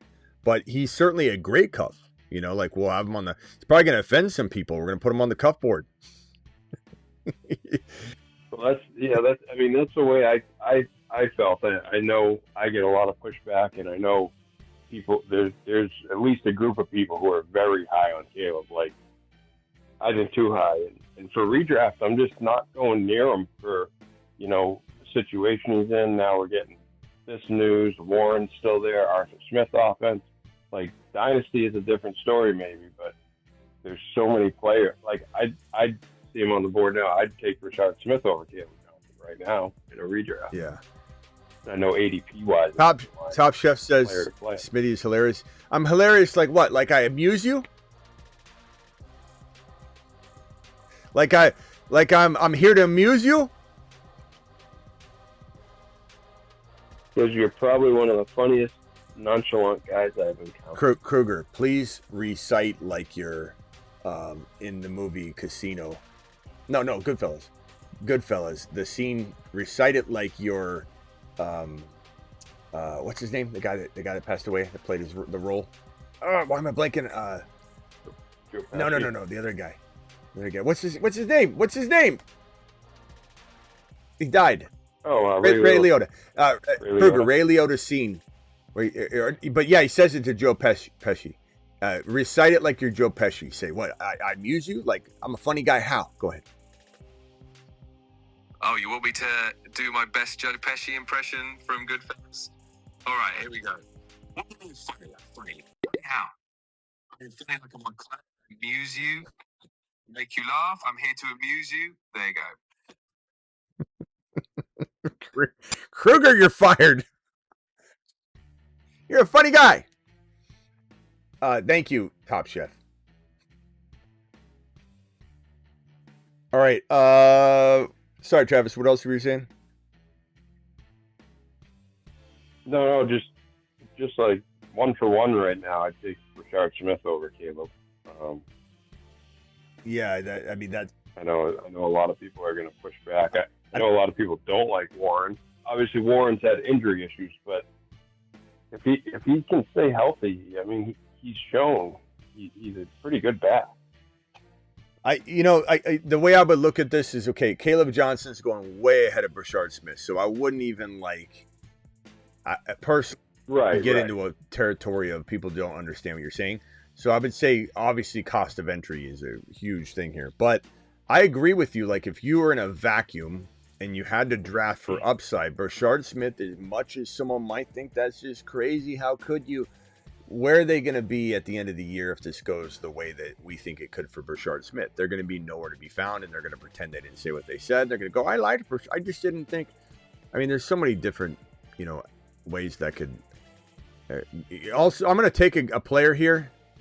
This is weekly winners. I need another wide receiver, but I think this could be a league. Oh man, I didn't think about who has the starter here. I'm sorry, Ray G. Ray G, I think you might have already. This could have been. Damn it, Ray. I'm sorry. Woody Marks is going to be, and I didn't think about that he had Mixon till after I already swiped it. Oh. But Woody Marks is going to maybe be a midseason monster again. He once was. We took him off. But he is... I'm sorry, Ray G. I didn't even think of that. Maybe you weren't even going to draft him. I mean, you did snipe Thornton and Garendo. That's right. But Woody Marks could be a league winner. I mean, Nick Chubb is not holding up, guys. He looks slow as hell. He looks like a sloth on painkillers that's been tranquilized, that has one leg tied to his neck, and he's trying to run. He doesn't have the wiggle. And Woody Marks, they drafted to be maybe the guy.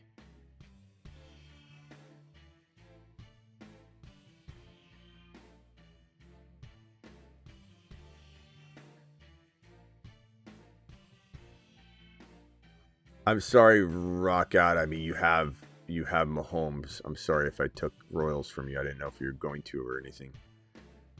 I'm trying to keep everybody's team in mind, but you also still gotta draft.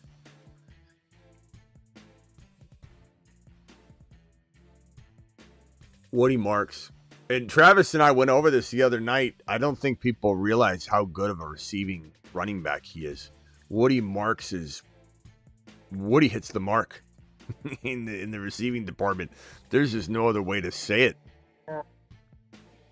Yeah, and I mean, obviously that standout year with the 83 for 502, but then the year after he had 48 receptions, and last year at USC he had 47 receptions. So that's almost 50 receptions in a college season. A lot of catches. Somebody that can absorb that third down role because he's played a lot of pass catching downs, and so and he's a pretty decent sized guy. He's let's see how he's 5'10", I think, but I believe he's 210, around 210, 5'10", 210. So, I mean, look at this line here. 2024 at the bottom. In both of these, stat groupings, you've got 47 receptions for 321 in 2024. But 3 years prior, 83 and 502 receiving. And he still had 416 rushing yards and 6 TDs. So it wasn't like he was a wide receiver then, and we're not understanding, what had happened there. This is a really good running back.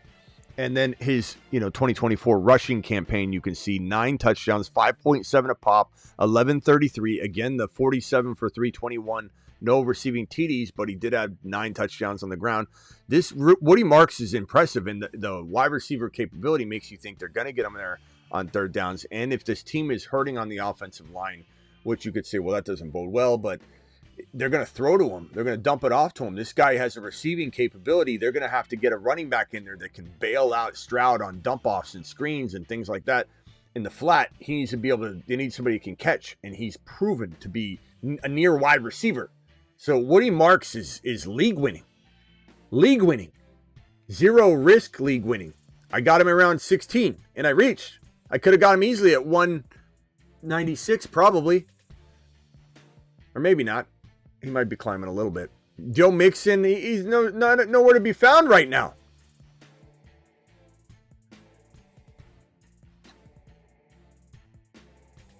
Tesla again. Tesla again. Let's review these teams. Let's start off with Ray G. Ray G, my boy, from the top. I'm not going to scroll through everyone's full team. You can see Zach Charbonnet at the bottom. But Ray G's team started off like on fire. And Fuego, 10 out of 10. Jamar Chase, Chase Brown, T. Higgins, Joe Burrow, Chuba Hubbard, Sam Laporta. He was crushing it. Now, maybe Mixon in weeklies is fine. Maybe he gets back, he plays. Remember, he's a top 1 to 5 quarterback for 10 straight weeks last year before he fell off. But maybe he gets recharged. Maybe he's in there in week 1. Maybe he's not. Maybe he's in there in week 4. Maybe he's in there in week 2. Maybe he's, great for the first weeks 1 through 7 and then falls off. But you might have a shot there. That's not bad. Zach Charbonnet, fantastic. Ray Davis, fantastic. Isaac Grendo. You might not even need Mixon. The team's really good. But imagine having, if we reverse engineer this thing, you could have had Igbuka. You could have had, I'm glad you don't because I got him. I mean, it doesn't get too crazy to where I think you really punted a player that bad, except for Igbuka.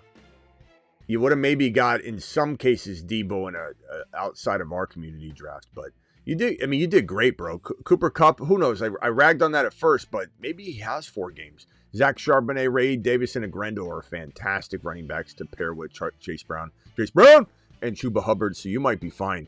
The only thing I'd say is, yeah, you're needing. Let's see what your other wide receivers are actually. Thornton, Keenan Allen, Wandell, Adam Thielen, Luther Burden. I think you could get a good third player. It's just a matter of will one have a big enough week when everybody does, blast off. Lamb, Brock, Jaden. It's a good team in team 2. Is it the winner? Probably not. Bijan, JT. This is iFootball.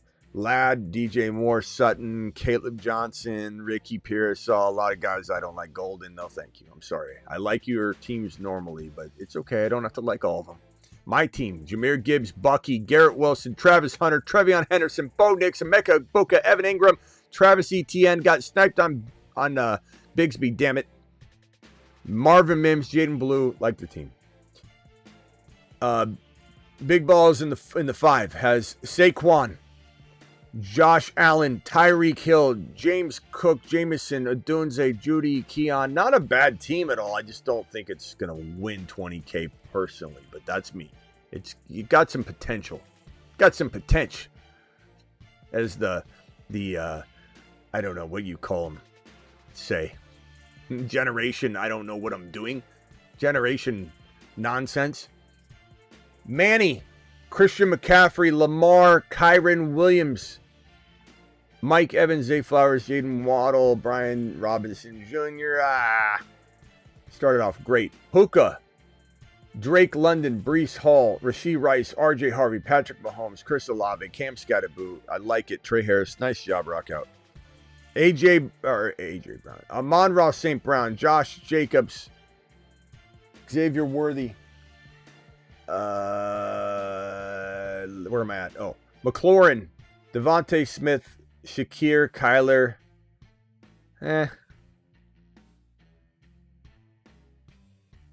The Booty. I don't know if I like that team, the Booty.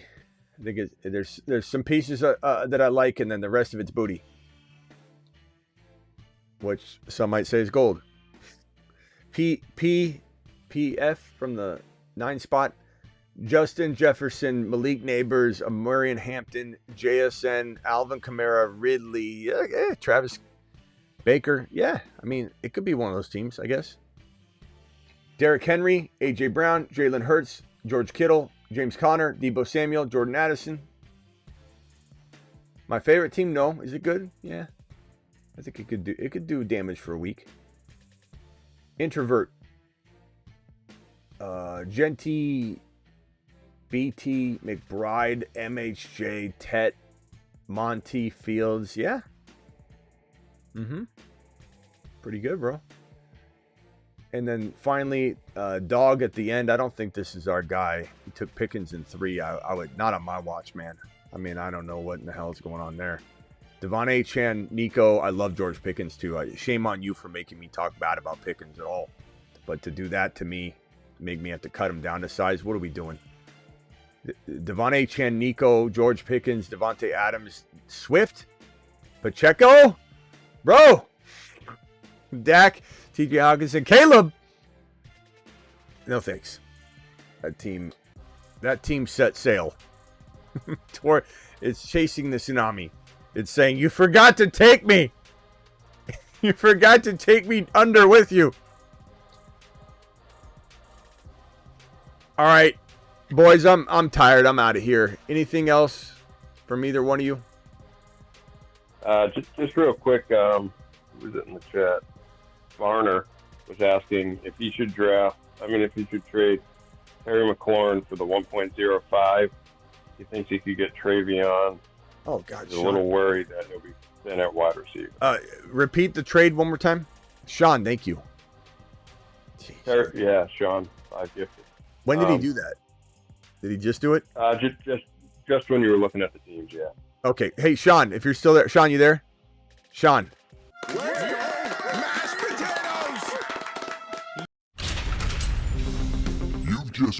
If anybody drops 20 gifted memberships right now, by the way, this is a fire sale in a sense. I'll put you on any video you want instead of the $100 hauler. Just saying.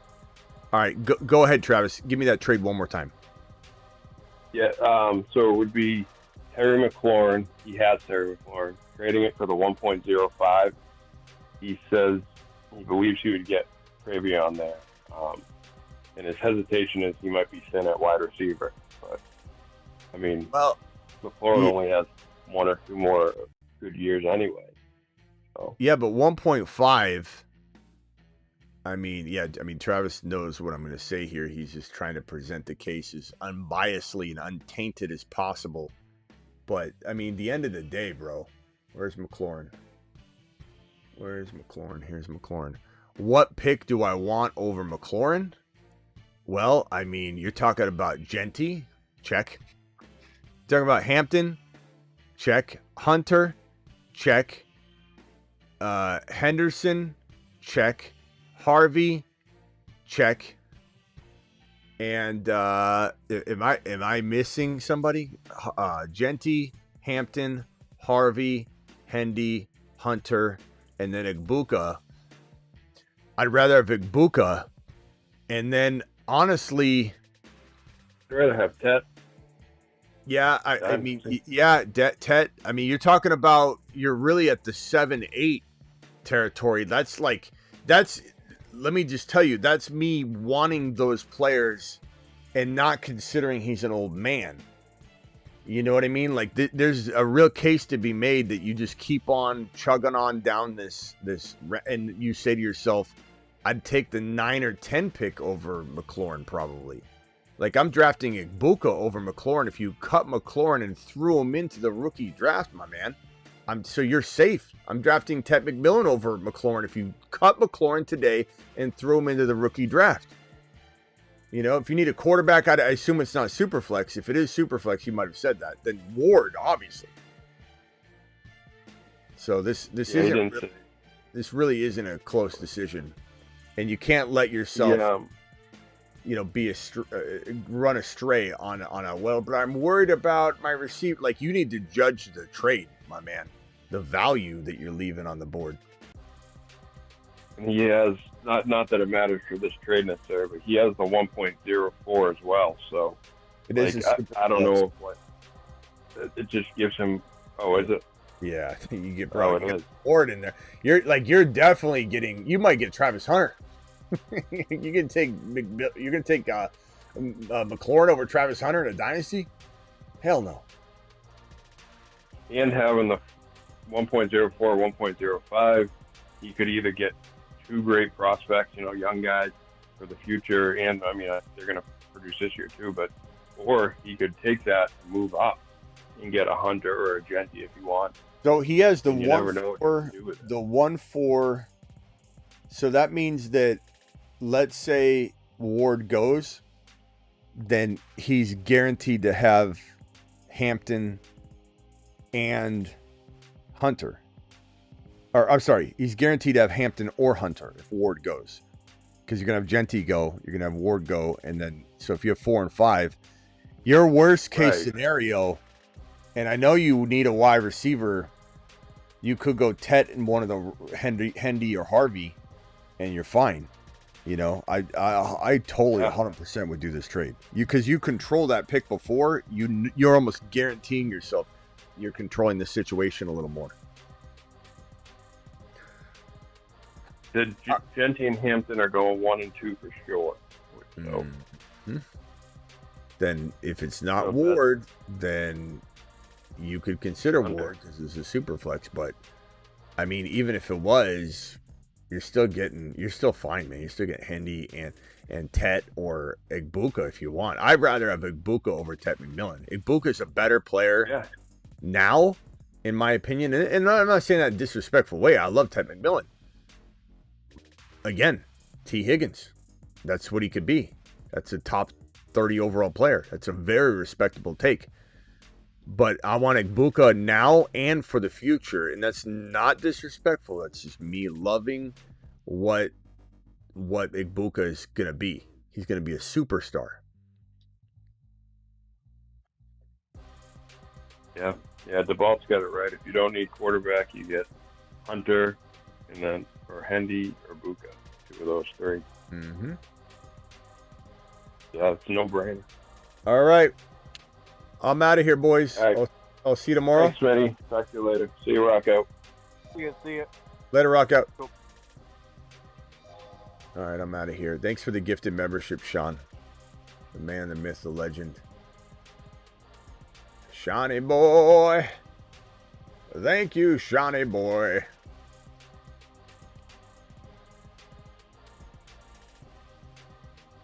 We'll see you later, Wes. We'll see you, DeBalt. Thank you, moderators. Thank you, DeBalt and Travis and Blackbeard and Sick Nasty, Space Ricky. Thank you, Blackbeard, for all you do. If I don't thank you enough, you're always in the shadows. Thank you, DeBalt. Appreciate you. Thank you, Vampy, if you're out there. Thank you, Double A. Thank you, Kenny Powers, if you ever come back. Might have to remove Kenny's mod access because we haven't seen him in a while. If I remove anybody's mod access, don't take it personally. We just have to keep things. I mean, if you're not modding, you're not modding. You know what I mean? Appreciate you all. DJ, thank you. Vader, appreciate you. JSK, appreciate you. Sean, thank you, my boy. Let's win another championship. You're right. Silent Partner, appreciate you. Dooney, appreciate you. Michigan, we'll see you later. Johnny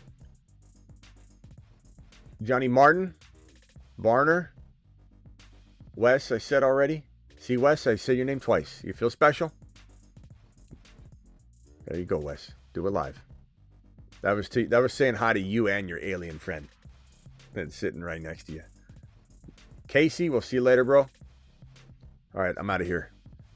On that note, ladies and gentlemen, on that note,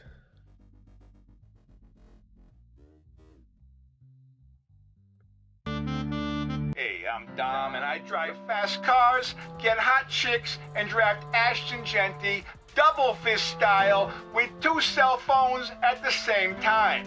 Why do I have 2 cell phones? One for looking up Ashton Genty stats all day, the other is for getting chicks. In a jam, call HHH and Associates. Triple H and Associates. Locations on Earth and Jupiter. don't forget to get on over to the Patreon. $10 a month, cancel anytime. I'll drop the link right now. This is where the live chat advice comes from, and it's not just from me, it's the whole community. This link is in the description of every single video, as is all my links, the fantasyfootballshow.com, my rankings, bold predictions, trade calculators. These links are in every video I have, so you can always find them later if you're like scrambling. Oh, wait, Smitty had that website with trade calculators and rankings year round. It's what? Where is it? It's, first of all, thefantasyfootballshow.com. How difficult is it?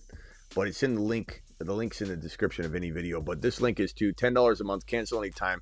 In this game day lounge is where we pile in. So we got in there during the whole game, play-by-play. What did you see that? Oh, Trey Lance is fixed by Harbaugh. Isn't this funny? Just nonstop chatter in the game day lounge. Game day lounge, which is also the start bench lounge. That is the best place to be on game days. I'm telling you, it's worth the $10 and just do it for August. You know, do it for August and do it for September, and just feel it out. It's $20 and you got your own text group now. You know, when people say, I got a text group, and you're like, I don't. Well, now you do. Now you do. And I'm in it. And Rockout's in it, and Travis is in it. The whole crew's in it. Do it live. Links in the description. We're live Monday through Friday, 8 p.m. Eastern, every single Monday through Friday. Live whenever big news breaks, like we did with McLaurin, like we do anytime there's breaking news. And I'm also live at midnight Eastern almost every single night. We did it early tonight. It's 10:40 p.m. I can Netflix. I can go get some Taco Bell early before it's, dangerous to eat late night. When the stuff's been sitting there for like 4 hours, I actually might eat a healthy, fresh Taco Bell burrito. And I'm going to run again, though. I run. If I want to eat, I run. Take a lap. If I want to eat,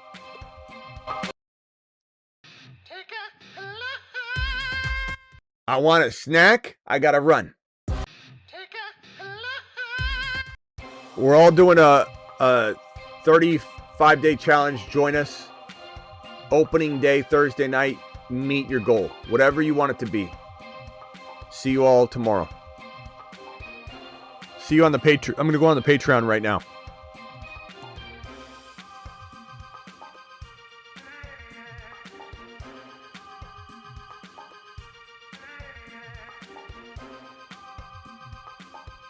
Kruger, tell everybody deuces.